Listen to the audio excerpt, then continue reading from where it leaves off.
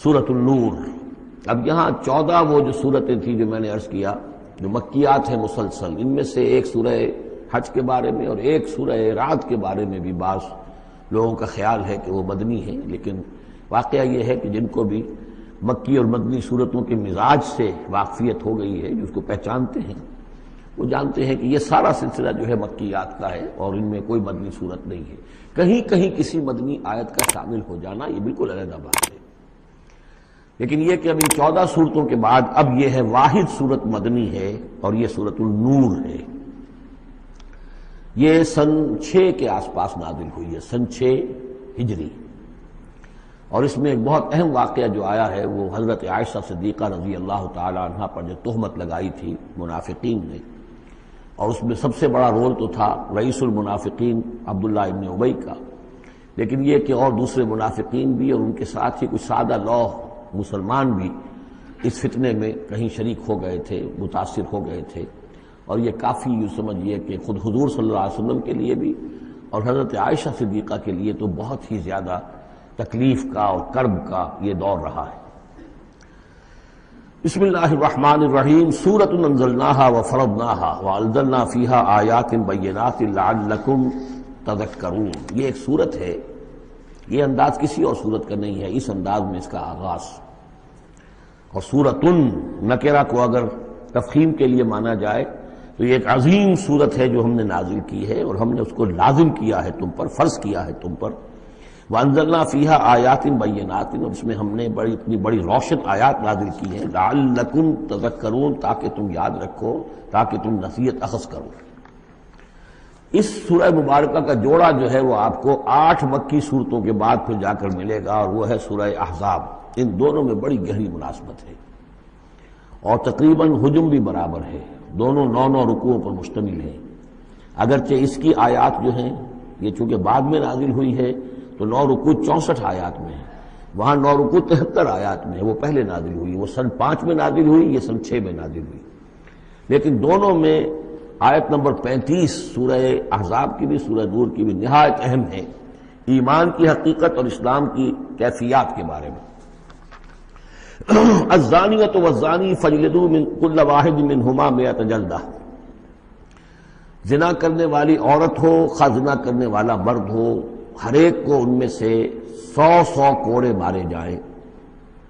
ولا تاخذکم بہما رأفۃ فی دین اللہ، اور تمہیں اللہ کے اس دین کے معاملے میں نہ روک دے کوئی شے ان کے اوپر مہربانی کے راستے سے، نہ تمہیں روک لے پکڑ لے، لا تاخذکم بہما، ان کے ساتھ نرمی اور ان کے ساتھ شفقت، فی دین اللہ، اللہ کے دین میں، یہ اللہ کا دین ہے، اللہ کی شریعت ہے، یہ اللہ کی حد ہے، اور اس حد کے اجراء میں کسی کی ہمدردی، کسی کے ساتھ تمہارا تعلق، تمہاری دل کی نرمی، تمہاری شفقت یہ کہیں آڑے نہ آ جائے۔ ان کنتم تؤمنون باللہ والیوم الآخر، اگر تم ایمان رکھتے ہو اللہ پر اور یوم آخر پر۔ یہ جو حد ہے یہ ہے اصل میں زانی زانیہ جو غیر شادی شدہ ہو اس کے لیے 100 کوڑے، یہ حد ہے جو قرآن میں آئی ہے۔ زانی اور زانیہ اگر شادی شدہ ہے تو اس کی حد قرآن میں نہیں ہے، لیکن وہ سنت رسول صلی اللہ علیہ وسلم سے ثابت ہے، اور شریعت اسلامی کا چونکہ جو اس کی سورسز ہیں، اس کی ایک بنیاد ہے اللہ کی کتاب، اور دوسری بنیاد جو انڈیپینڈنٹلی قرآن مجید سے آزاد ہو کر ایک مستقل بنیاد ہے، مستقل سورس ہے، وہ سنت رسول ہے صلی اللہ علیہ وسلم۔ تو رجم کا جو حکم ہے وہ سنت سے ہے، اور جیسا کہ میں آپ کو بتا چکا ہوں اصل میں یہ اس قاعدہ کلیہ کے تحت ہے کہ سابقہ شریعت میں، شریعت موسوی میں بعض احکام وہ تھے کہ جن کی نفی نہیں آئی ہے، اور انہیں جو کہ نبی اکرم صلی اللہ علیہ وسلم نے اس امت کے اندر بھی جاری رکھا ہے۔ ان میں سے یہ 2 حکم جو ہیں بہت اہم ہیں، ایک قتل مرتد کا حکم ہے، اور دوسرے زانی اور زانیہ جو شادی شدہ ہو اس کے سنسار کیے جانے کا حکم ہے۔ وَلْيَشْهَدْ عَذَابَهُمَا طَائِفَةٌ مِّنَ الْمُؤْمِنِينَ، اور چاہیے کہ جب انہیں یہ حد جاری کی جا رہی ہو، سزا دی جا رہی ہو، تو اس وقت موجود رہیں اور دیکھیں کچھ لوگ اہل ایمان میں سے، یعنی یہ پبلک میں ہو، اس لیے کہ اصل میں جو فلسفہ ہے اسلام میں جو سزاؤں کا اور تعزیرات کا اور حدود کا، وہ ڈیٹرنٹ کا ہے کہ ایسی سزا ہو کہ جس سے بہت سوں کو عبرت ہو جائے۔ اگر آپ نے علیحدہ جا کر کہیں کمرے کے اندر کسی کو پھانسی دے دی تو ٹھیک ہے، لوگوں کو پتہ چلا کہ مر گیا، ویسے بھی مر جاتے ہیں لوگ، حادثے میں مر جاتے ہیں، فوت ہو جاتے ہیں، لیکن یہ ہے کہ اگر سر عام دار پر لٹکایا گیا ہو تو اب کتنے لوگوں کو، دیکھنے والوں کو عبرت ہوگی اور ہوش ٹھکانے آ جائیں گے۔ تو یہ فلسفہ ہے اسلام کا کہ تاکہ ایک آدمی کو سزا دی جا رہی ہو تو ہزاروں کو اس سے عبرت آئے۔ الزانی لا ينکح الا زانیۃ او مشرکۃ، کسی زانی شخص کے لیے روا نہیں ہے کہ وہ شادی کرے مگر کسی زانیہ عورت سے یا مشرکہ سے۔ یہ کسی قانون کے درجے میں بات نہیں ہے، بلکہ یہ ایک اخلاقی طور پر گویا کہ تعلیم دی جا رہی ہے کہ زانی لوگ تو اسی کے، یعنی ان کا حال تو ایسا ہے کہ انہیں تو مستحق اگر ہیں تو شادی کے کسی زانیہ سے یا مشرکہ سے۔ وَالزَّانِيَةُ لَا يَنكِحُهَا، اور زانی عورت ہو تو وہ بھی اس لائق نہیں ہے کہ اس سے کوئی نکاح کرے مگر صرف بدکار مرد یا مشرک۔ وَحُرِّمَ ذَلِكَ عَلَى الْمُؤْمِنِينَ، اور یہ دونوں جو ہیں زانی مرد اور زانی عورتیں یہ تو حرام کر دی گئی ہیں مومنین کے حق میں، اللہ یہ کہ کوئی توبہ کرے، جو بھی ہے معاملہ وہ علیحدہ ہے اس سے۔ وَالَّذِينَ يَرْمُونَ الْمُحْصَنَاتِ ثُمَّ لَمْ يَأْتُوا بِأَرْبَعَةِ شُهَدَاءَ، اور جو لوگ جو خاندانی عورتیں ہوں، حفاظت میں ہوں کسی خاندان کی اور نکاح کے قید میں ہوں، چاہے نکاح کے قید میں ہوں تو ڈبل احسان ہو گیا کہ خاندانی بھی ہے اور دوسرے یہ کہ نکاح کی قید میں بھی ہے، نکاح کی حفاظت بھی انہیں حاصل ہے۔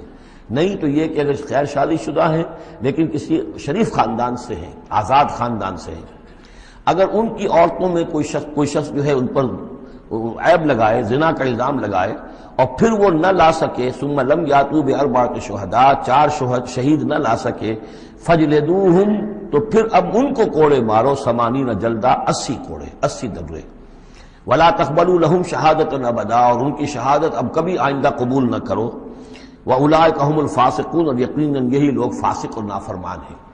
یعنی زنا کا الزام اگر لگایا جا رہا ہو تو پھر جو الزام لگانے والا ہے اسے 4 گواہ چشمدید پیش کرنے ہوں گے۔ اگر وہ 4 چشمدید گواہ پیش نہیں کر سکتا تو گویا کہ اب یہ قذف کہلائے گا کہ اس نے ایک الزام لگایا ہے جس کو ثابت نہیں کر سکا، لہذا اس جرم کی سزا 80 کوڑے، کتنے قریب چلا گیا ہے۔ اور اس میں حکمت یہ معلوم ہوتی ہے کہ اگر فرض کیجئے کسی معاشرے میں، مسلمان معاشرے میں کسی لوگوں سے غلطی ہو گئی ہے، اس غلطی کا چرچا نہیں ہونا چاہیے الا یہ کہ اس کے لیے ثبوت موجود ہو کہ اسے کیفر کردار تک پہنچایا جا سکے۔ اگر تو ثبوت اتنا ہے کہ سزا دی جا سکے تو ضرور، لیکن اگر نہ ہو تو خاموش رہو، ورنہ یہ کہ خامخواہ برائی کا چرچا ہو جائے گا جبکہ اس کا سد باب ممکن نہیں ہے، اس کی سزا دینی ممکن نہیں ہے، تو اس میں سکوت جو ہے وہ بہتر ہے۔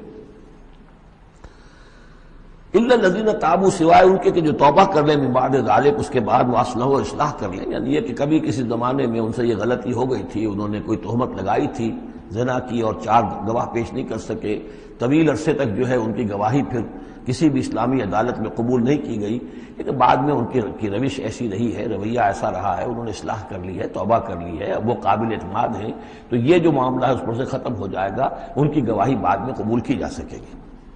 فإن اللہ غفور الرحیم، تو اللہ غفور الرحیم ہے۔ والذین یرمون ازواجہم ولم یکن لہم شہداء الا انفسہم، اب ایک خاص معاملہ آ رہا ہے کہ کسی شوہر نے اپنی بیوی کو دیکھا ہو زنا کرتے ہوئے، وہ الزام لگائے کہ میں نے دیکھا ہے اپنی بیوی کو زنا کرتے ہوئے، درحال ہے کہ اس کے پاس 3 اور گواہ نہیں ہیں، لیکن چونکہ یہ معاملہ ہے شوہر اور بیوی کا، اگر کسی اور عورت کا ہوتا تو اس کے اوپر 80 درے لگتے اس کو کہ اس نے الزام لگایا ہے، چاہے چشمدید ہے، چاہے اس نے دیکھا ہے، لیکن 3 گناہ اور نہیں لا سکا، 3 گواہ نہیں لا سکا ہے تو درے لگیں گے 80۔ لیکن معاملہ کیونکہ بیوی کا ہے، اس کے لیے خاص قانون ہے، اس کو لعان کہتے ہیں، وہ یہ ہے کہ والذین یرمون ازواجہم، جو الزام لگائیں زنا کا اپنی بیویوں پر، ثم ولم یکن لہم شہداء، اور ان کے پاس گواہ موجود نہ ہو، الا انفسہم، سوائے ان کی اپنی جانوں کے، انہوں نے خود دیکھا ہے، فشہادۃ احدہم 4 شہادات باللہ، تو یہ ایک شخص کی گواہی بھی 4 گواہیاں شمار کی جائیں گی جبکہ وہ قسم کھائے اللہ کی، انہ لمن الصادقین، کہ وہ سچا ہے، حلفیہ بیان کرے، والخامسۃ، اور 5ویں بات یہ کہ وہ یہ کہے کہ ان لعنت اللہ علیہ ان کان من الکاذبین، کہ اگر میں جھوٹا ہوں تو مجھ پر اللہ کی لعنت ہو۔ 4 مرتبہ قسم کھا کر گواہی دینا گویا کہ وہ 4 گواہوں کی گواہی کے قائم مقام ہو جائے گا، جبکہ پھر وہ یہ بھی کہے کہ اگر میں جھوٹا ہوں تو اللہ کی لعنت مجھ پر ہو، لعنت اللہ علی الکاذبین ان کان من الکاذبین، ویدنو عنہ العذاب، اب عورت کیا کرے گی جس کے اوپر اس کی بیوی جو ہے اس پر جو الزام لگایا گیا ہے، اگر وہ اس پر سے عذاب ٹل جائے گی سزا اور یہ حد عورت سے، ان تشہد اربع شہادات باللہ، کہ وہ بھی قسم 4 مرتبہ کھائے اللہ کی، انہ لمن الکاذبین، کہ یہ میرا شوہر جو مجھ پر الزام لگا رہا ہے جھوٹا ہے، اور والخامسۃ، اور 5ویں بات وہ یہ کہے ان غضب اللہ علیہا ان کان من الصادقین، کہ اگر میرا یہ شوہر اس الزام میں سچا ہے تو مجھ پر اللہ کا غضب آئے۔ اس انداز میں پھر یہ کہ عورت کے اوپر پھر حد جاری نہیں ہوگی، اور اگر شوہر کے 4 قسمیں کھا کر الزام لگانے اور پھر یہ کہ اللہ تعالیٰ کی لعنت اپنے اوپر طلب کرنے اگر جھوٹا ہو، اس کے بعد اگر بیوی خاموش رہتی ہے، وہ جوابی طور پر قسم نہیں کھاتی 4، اور نہ یہ کہتی ہے کہ اگر یہ سچا ہو تو مجھ پر اللہ کا غضب ہو، تو پھر اس پر حد جاری ہو جائے گی۔ لیکن اگر وہ بھی قسم کھا لے 4 قسمیں، اور یہ کہ ساتھ ہی یہ بھی کہے کہ اگر یہ سچا ہو اور واقعی اس کا الزام درست ہو مجھ پر، تو مجھ پر اللہ کا غضب نازل ہو جائے، تو پھر یہ کہ عذاب ٹل جائے گا، دنیا کی سزا اسے نہیں ملے گی۔ وَلَوْلَا فَضْلُ اللَّهِ عَلَيْكُمْ وَرَحْمَتُهُ، اور اگر اللہ کا فضل اور اس کی رحمت تمہارے شامل حال نہ ہوتی، وَأَنَّ اللَّهَ تَوَّابٌ رَحِيمٌ، تو گویا کہ یہاں پہ محذوف ہے کہ اگر اللہ کا فضل اور اس کی رحمت شامل حال نہ ہوتی تو تم بہت غلط راستے پر پڑ جاتے، تم کوئی بہت بڑا قدم اٹھا دیتے۔ وہ جو بھی واقعہ اب آگے آ رہا ہے یہ اس کے لیے تمہید ہے۔ وَأَنَّ اللَّهَ تَوَّابٌ حَكِيمٌ، یقیناً اللہ تعالیٰ بہت توبہ کو قبول فرمانے والا اور حکمت والا ہے۔ إِنَّ الَّذِينَ جَاءُوا بِالْإِفْكِ عُصْبَةٌ مِّنكُمْ، جن لوگوں نے یہ طوفان اٹھایا ہے، جن لوگوں نے تہمت تراشی ہے حضرت عائشہ صدیقہ رضی اللہ تعالی عنہا پر، یہ تمہارے ہی ایک گروہ ہے، تم ہی میں سے ہیں۔ لا تحسبوہ شرا لکم، اسے تم اپنے لیے برا نہ سمجھو، بل ہوا خیر لکم، بلکہ یہ بھی تمہارے لیے خیر ہے۔ اس کے ذریعے سے اللہ تعالیٰ تمہارے سامنے اب اس سبل میں ہدایات دے گا، قوانین بتا دے گا، شریعت کے جو احکام ہیں وہ نازل ہو رہے ہیں، اس کے لیے گویا کہ یہ واقعہ جو ہے ایک تقریب بن گیا، ایک ذریعہ بن گیا۔ واقعہ اچھی طرح نوٹ کر لیجئے کہ غزوہ بنی مستلق میں حضور سن 6 کا ہے یہ واقعہ، ہجری کا تشریف لے گئے تھے۔ جب وہاں سے واپس آ رہے تھے تو جہاں رات کو ایک جگہ پر قیام تھا، اور حضرت عائشہ صدیقہ جو ہے ایک ہودج میں علیحدہ ہوتی تھی، جیسے جس کو کہ اٹھا کر جو لوگ آتے تھے حمال وہ اٹھا کر اسے اونٹ پر رکھ دیتے تھے، اور جہاں پر پڑا ہوا وہ ہودج اونٹ پر سے اتار کر نیچے رکھ دیا۔ تو رات کو کہیں قضائے حاجت کے لیے نکلی، پیشاب وغیرہ کی حاجت ہوئی، وہ کہیں گئی، وہاں کچھ دیر لگ گئی، اور دیکھا واپس آ کر تو کہیں ہار اپنا گر گیا تھا۔ اس ہار کو دیکھنے کے لیے واپس گئیں، اتنی دیر میں وہ حمال آئے، اور حضرت عائشہ بہت دبلی پتلی تھیں، انہیں اندازہ نہیں ہوا کہ اس ہودج میں اس وقت ام المومنین موجود نہیں ہے۔ انہوں نے اٹھایا اور وہ کوچ کا وقت ہو گیا تھا، اونٹ کے اوپر رکھا اور قافلہ چل گیا۔ اب یہ آئیں واپس تو اب دیکھا کہ وہ تو قافلہ جا چکا، ہکا بکا کیا کریں، تنہا ہے، رات کا وقت ہے۔ اس وقت انہوں نے بڑی عقل مندی سے کام لیا کہ اب اگر میں قافلے کے پیچھے دوڑی چلی تو پتہ نہیں میں کسی غلط راستے پر مڑ جاؤں، اور پھر وہ تلاش بھی نہیں کر سکیں گے مجھے، تو بہتر یہ کہ میں یہیں پر بیٹھی رہوں، تاکہ انہیں جب بھی خیال ہوگا کہ اس ہودج کے اندر جو ہے ام المومنین عائشہ صدیقہ موجود نہیں ہے تو وہ تلاش میں پھر یہیں آئیں گے۔ تو وہاں بیٹھی ہوئی تھی، رات کا وقت تھا، نیند آ گئی، سو گئی، اس سے آپ کا چہرہ بھی کھل گیا۔ تو ایک صاحب تھے صحابہ میں سے صفوان ابن معطل، ان کی ڈیوٹی یہ ہوتی تھی کہ وہ لشکر کے پیچھے پیچھے چلتے تھے۔ لشکر چل رہا ہے تو ذرا فاصلے سے کہ کہیں کوئی گری پڑی چیز رہ گئی ہو، کہیں کوئی بیمار ہو وہ چل نہ پایا ہو لشکر کے ساتھ اور رہ گیا ہو پیچھے، تو پیچھے وہ دیکھ بھال کرتے ہوئے آتے تھے۔ انہیں دور سے نظر آیا کہ یہاں کوئی شے پڑی ہوئی ہے، گٹھڑی سی پڑی ہے کوئی، تو جا کر دیکھا، حضرت عائشہ کو پہچان لیا، اور وہ کہتے ہیں کہ میں نے اس لیے پہچان لیا کہ حجاب کی آیت کے نازل ہونے سے پہلے میں نے انہیں دیکھا تھا۔ حجاب کی آیت نازل ہوئی ہے سورہ احزاب میں، سورہ احزاب 1 سال پہلے نازل ہو چکی ہے، تو جب تک حجاب کی آیت نہیں آئی تھی، ظاہر بات ہے کہ وہاں پردہ نہیں تھا، کوئی نقاب نہیں اوڑھتی تھی خواتین، اور نہ امہات المومنین، لہذا پہچانتے تھے۔ تو وہ چونکہ چہرہ کھلا ہوا تھا ام المومنین کا، تو انہوں نے کہا انا للہ و انا الیہ راجعون، یہ الفاظ جو کہے تو حضرت عائشہ کی آنکھ کھل گئی، اور وہ پھر اٹھ کر بیٹھی، انہوں نے اپنا کپڑا درست کیا، لیکن پھر انہوں نے یہ کیا صفوان ابن معطل نے کہ اپنا اونٹ بٹھا دیا خاموشی کے ساتھ، حضرت عائشہ اس پر سوار ہو گئیں، اور وہ آگے اس کی وہ نکیل پکڑ کر وہ چلتے گئے اور قافلے میں پہنچ گئے۔ وہاں عبداللہ ابن ابی نے شور مچا دیا کہ خدا کی قسم تمہارے نبی کی یہ بیوی جو بچ کر نہیں آئی ہے، مطلب یہ کہ یہ تو اب یہ معاملہ جو رہا ہے، تنہائی رہی ہے، علیحدہ رہے ہیں، تو گویا کہ زنا کا معاملہ ہو گیا ہے۔ یہ اس کی جو بھی اس کی گندی سوچ تھی، ظاہر بات ہے کہ مکھی تو گندگی پر بیٹھتی ہے، اس کو تلاش رہتی ہے گندگی کی، اس کے لیے تو یہ ایک موقع مل گیا اسکینڈل اٹھانے کا۔ یہ اسکینڈل بڑھتے بڑھتے ایک طوفان بن گیا، اور اس میں بعض جو ہیں بہت ہی مخلص لوگ بھی، حضرت حسان ابن ثابت رضی اللہ تعالیٰ عنہ جو دربار نبوی کے گویا کہ سرکاری شاعر تھے، ان کا بھی معاملہ اس کے اندر ایسا ہو گیا کہ وہ بھی ملوث ہو گئے۔ تو یہ ہے واقعہ افک کا۔ لیکن اس کے بعد قرآن مجید میں پھر یہ آیات نازل ہوئی، اللہ تعالیٰ نے برات کر دی، اور پھر یہ کہ ان کی پاک دامنی اور پاک بازی جو ہے وہ ثابت ہو گئی، اور اس کے بعد یہ معاملہ رفع دفع ہو گیا۔ ان الذين جاءوا بالافك عصبة منكم لا تحسبوه شرا لكم بل هو خير لكم لكل امرئ منهم ما اكتسب من الاثم، اس میں جس شخص نے بھی جو گناہ کمایا ہے وہ اس کو مل جائے گا، اس کے حصے میں درج ہو جائے گا۔ والذی تولى كبره، اور جس نے اس کا سب سے بڑا حصہ وصول کیا، یہ ہے عبداللہ ابن ابی، جس نے اسکینڈل اٹھایا اور اسے بڑی قوت کے ساتھ، شدت کے ساتھ پھیلایا۔ والذی تولى كبره منهم له عذاب عظیم، اس کے لیے تو پھر بہت بڑا عذاب ہے۔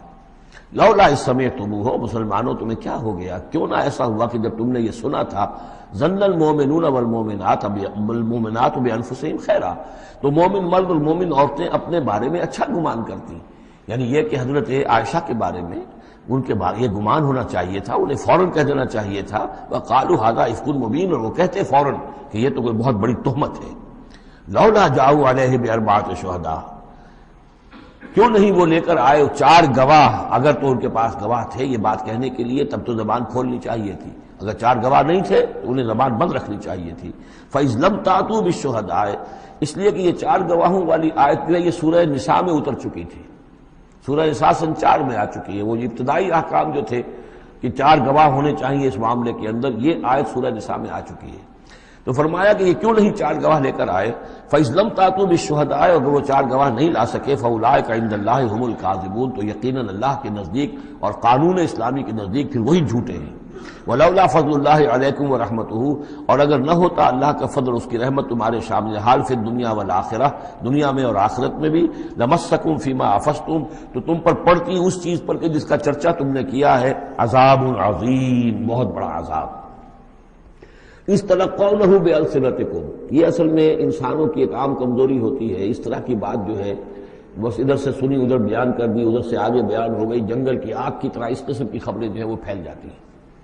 اس تلقونہ بألسنتکم، جبکہ تم اسے لے رہے تھے اپنی زبانوں سے، یعنی یہ کہ ایک زبان سے دوسری زبان کو، اور زبان سے نکلی اور کوٹھے چڑھی والی جو ایک کہاوت ہمارے ہاں ہے، اس طریقے سے آسانی سے وہ بات پھیلتی چلی گئی۔ وَتَقُولُونَ بِأَفْوَاهِكُمْ، اور تم کہہ رہے تھے اپنے منہوں سے، مَا لَيْسَ لَكُمْ بِهِ علم، جس کے لیے تمہارے پاس کوئی علم نہیں تھا، کوئی دلیل نہیں تھی، کوئی بنیاد نہیں تھی، کوئی گواہی نہیں تھی، کوئی معلومات کی کوئی سورسز نہیں تھی۔ وَتَحْسَبُونَهُ هَيِّنًا، اور تم اسے سمجھ رہے تھے کہ بہت ہلکی بات ہے، معمولی سی بات ہے۔ وَهُوَ عِندَ اللَّهِ عَظِيمٌ، جبکہ یہ اللہ کے نزدیک بہت بڑی بات ہے۔ کسی پر بھی، کسی مسلمان خاتون پر بھی اس طرح کی تہمت لگا دینا بہت بڑی بات ہے۔ کجا یہ کہ بازی بارش بابا ہم بازی، کہ ام المومنین عائشہ صدیقہ رضی اللہ تعالی عنہ زوج رسول صلی اللہ علیہ وسلم، اور یہ چیز جو ہے بہت بڑی ہے۔ وَلَوْلَا إِذْ سَمِعْتُمُوهُ قُلْتُمْ مَا يَكُونُ لَنَا أَن نَّتَكَلَّمَ بِهَٰذَا، کیوں نہ ایسا ہوا کہ جب تم نے یہ سنا تھا تو تم کہتے کہ ہمارے لیے بالکل جائز نہیں ہے کہ ہم یہ بات زبان سے نکالیں۔ سبحانک، اللہ تو پاک ہے، ھذا بہتان عظیم، یقیناً یہ بہت بڑا بہتان ہے۔ یعظکم اللہ ان تعودوا لمثلہ، اللہ تعالیٰ تمہیں نصیحت کر رہا ہے مبادا تم دوبارہ پھر اس قسم کی کسی معاملے کے اندر اسی طریقے سے اعادہ کرو اور دوبارہ اسی کوئی حرکت کرو، ابداً کبھی بھی، ان کنتم مؤمنین، اگر تم مومن ہو۔ وَيُبَيِّنُ اللَّهُ لَكُمُ الْآيَاتِ، اور اللہ تعالیٰ تمہارے لیے اپنی آیات کو واضح کر رہا ہے، واللہ علیم حکیم، اللہ علیم اور حکیم ہے۔ ان الذین یحبون ان تشیع الفاحشۃ فی الذین آمنوا لہم عذاب علیم، بے شک وہ لوگ جو یہ چاہتے ہیں کہ اہل ایمان میں بے حیائی کا چرچا ہو جائے تو ان لوگوں کے لیے بہت دردناک عذاب ہے۔ ایک تو یہ کہ بے حیائی پھیل جائے، تشیع الفاحشہ شائع ہو جائے، بے حیائی عام ہو جائے، جو لوگ اس کے لیے، اب ظاہر بات ہے کہ آج کل تو کاروبار کے لیے، اپنے اخبار بیچنے کے لیے، اس کی جو ہے اشاعت بڑھانے کے لیے نئی سے نئی قسم کی رنگین تصویریں شائع کی جا رہی ہیں، یہ سارا کچھ ہو رہا ہے۔ کسی شے کا اشتہار دینا ہو، عورت کی تصویر ساتھ ہوگی، یہ سارا کچھ جو ہو رہا ہے، تو یہ لوگ کون ہیں کہ جو اس بے حیائی کو، بے پردگی کو یہ در حقیقت اس معاشرے میں پھیلا رہے ہیں؟ تو وہ لوگ کہ جو چاہتے ہیں کہ معاشرے کے اندر بے حیائی پھیلے، اور ایک اس کا مفہوم یہ بھی ہے کہ اگر کہیں ایسی کوئی غلط حرکت ہوئی ہے اور اس کا چرچا ہو گیا، یہ آج ہمارے اخبارات کے اندر بہت بڑے پیمانے پر ہو رہا ہے، یہ اسکینڈلز شائع کر دیتے ہیں۔ اب وہ بات صحیح بھی ہے یا نہیں، غلط ہے تب بھی، لیکن ایک بات ہے، اس کا چرچا ہو گیا، پورے دنیا کے اندر پہنچ گئی۔ اب ظاہر بات ہے کہ بچے بھی پڑھتے ہیں، بچیاں بھی پڑھتی ہیں، ان کے لیے تو گویا کہ یہ ایک ان کی معلومات کا ایک کھاتہ کھل گیا کہ ایسا بھی ہوتا ہے۔ جس طریقے سے آج کل ہو رہا ہے معاملہ، اس کو جس طریقے سے اخبارات میں شائع کیا جا رہا ہے، تو اس کی اس اشاعت کے اندر خرابی کا پہلو زیادہ ہے، مضر پہلو زیادہ ہے۔ اگر ہے بھی ایسا معاملہ، اگر تو سزا کے قابل ہے تو گواہی دو اور سزا دلواؤ، اور ایسی سزا ہو کہ جس سے ایک کو سزا ہو اور ہزاروں کو ہوش آ جائے، اور اگر نہیں ہے تو خاموش ہو، اس کے اوپر زبان کھولنا بھی جو ہے در حقیقت بہت بڑا جرم ہے۔ ان الذين يحبون ان تشيع الفاحشة في الذين آمنوا لهم عذاب أليم في الدنيا والآخرة، دنیا میں بھی اور آخرت میں بھی۔ واللہ یعلم وانتم لا تعلمون، اللہ جانتا ہے اور تم نہیں جانتے۔ ولولا فضل اللہ علیکم ورحمتہ، اور اگر اللہ کا فضل نہ ہوتا تم پر اور اس کی رحمت نہ ہوتی تو یہ تو طوفان ایسا اٹھا تھا کہ اس کے بڑے دور تک نتائج نکل سکتے تھے، یہ محذوف ہے۔ وان اللہ رؤوف الرحیم، تو اللہ بہت رؤوف ہے اور رحیم ہے۔ یا ایھا الذین آمنوا لا تتبعوا خطوات الشیطان، اہل ایمان شیطان کے نقش قدم کی پیروی نہ کرو۔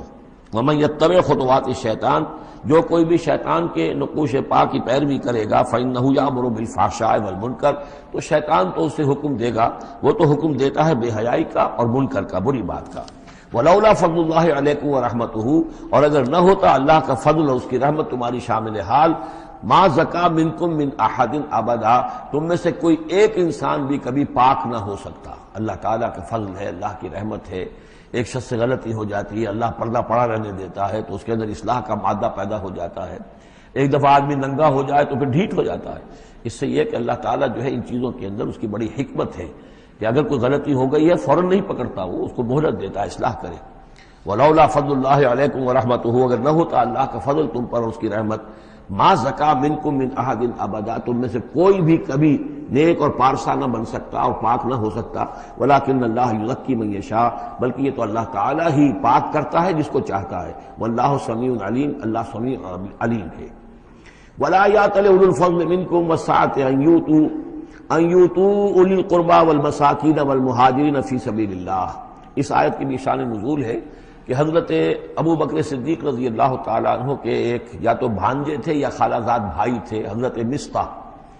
یہ حضرت مصطح جو ہے غریب آدمی تھے، اور حضرت ابو بکر ان کی مدد کیا کرتے تھے، پیسے سے، مال سے، ان کی ضرورت جو ہے پوری کرتے تھے۔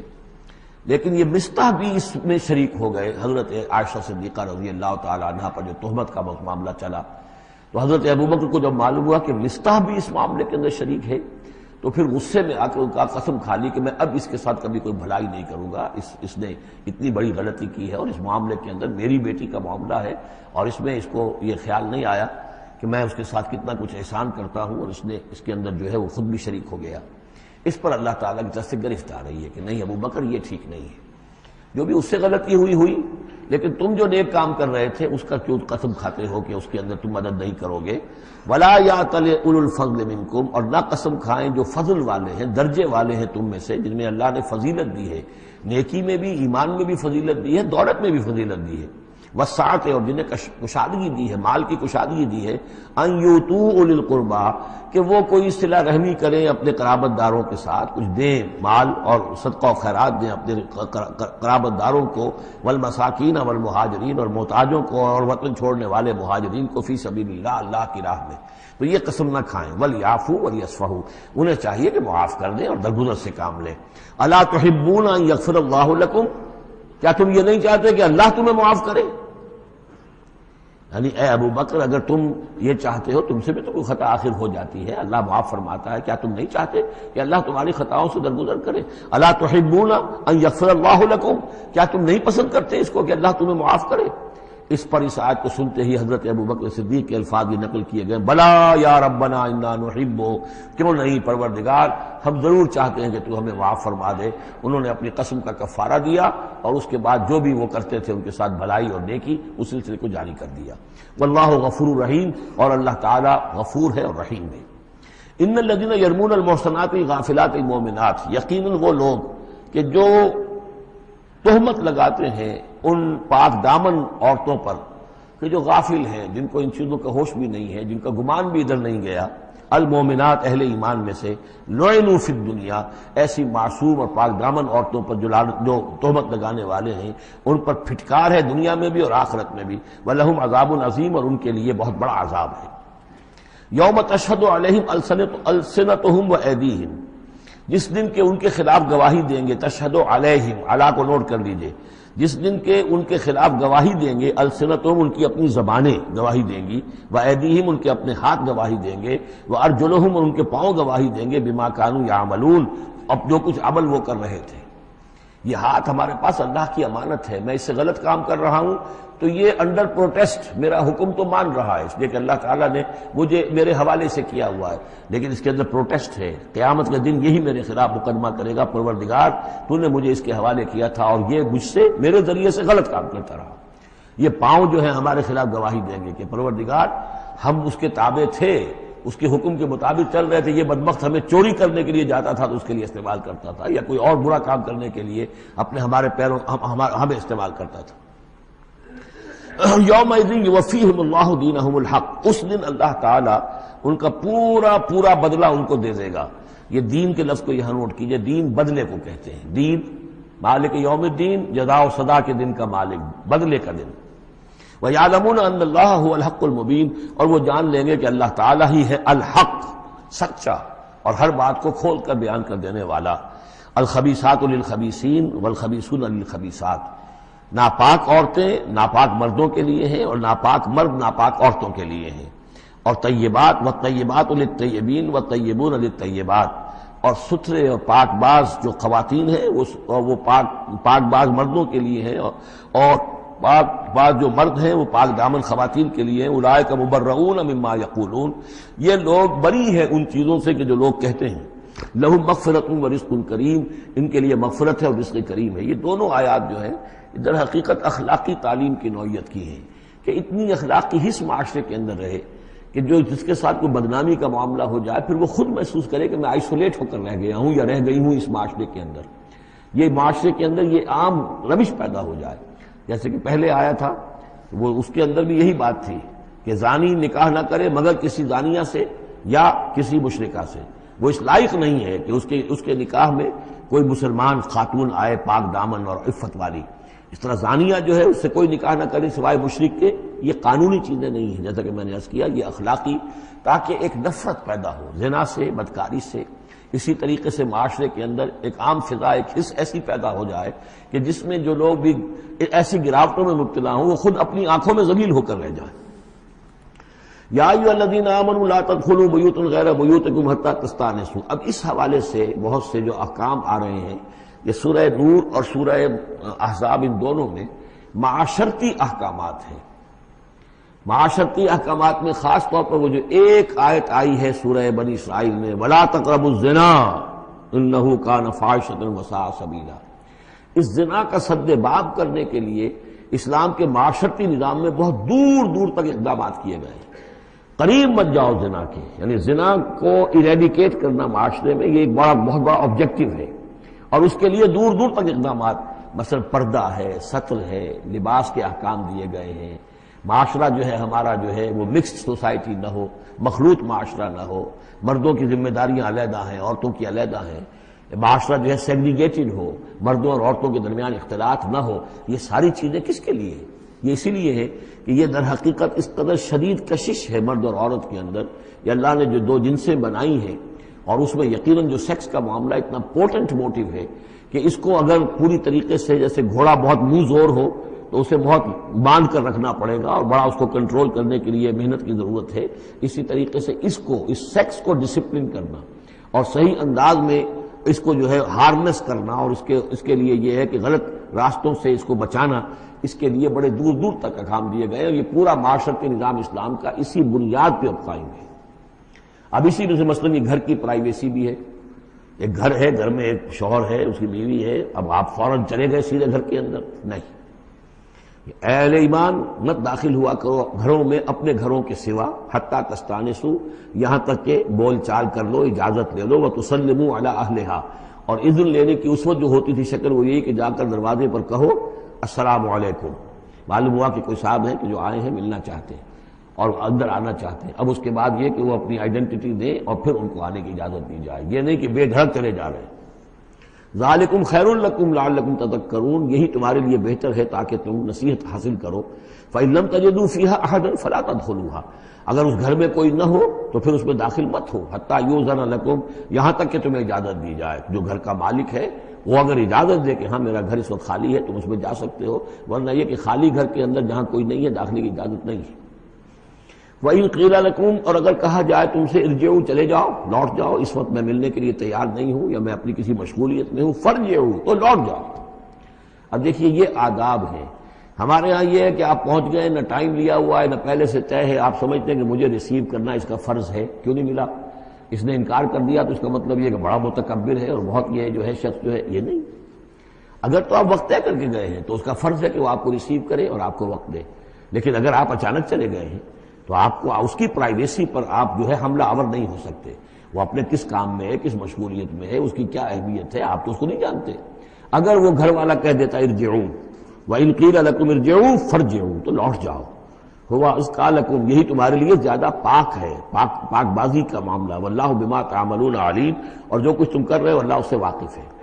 لیس علیکم جناح ان تدخلوا بیوتا غیر مسکونۃ، اس میں کوئی حرج نہیں ہے کہ تم داخل ہو جایا کرو ایسے گھروں میں کہ جن میں سکونت نہیں ہے، جس میں کوئی لوگ رہتے نہیں ہیں، ریزیڈینشل نہیں ہے. اب گوڈاؤنز ہیں، اب ایسا تو نہیں کہ گوڈاؤنز میں آپ نہیں جا سکتے، سامان پڑا ہوا گودام ہے آپ جا سکتے.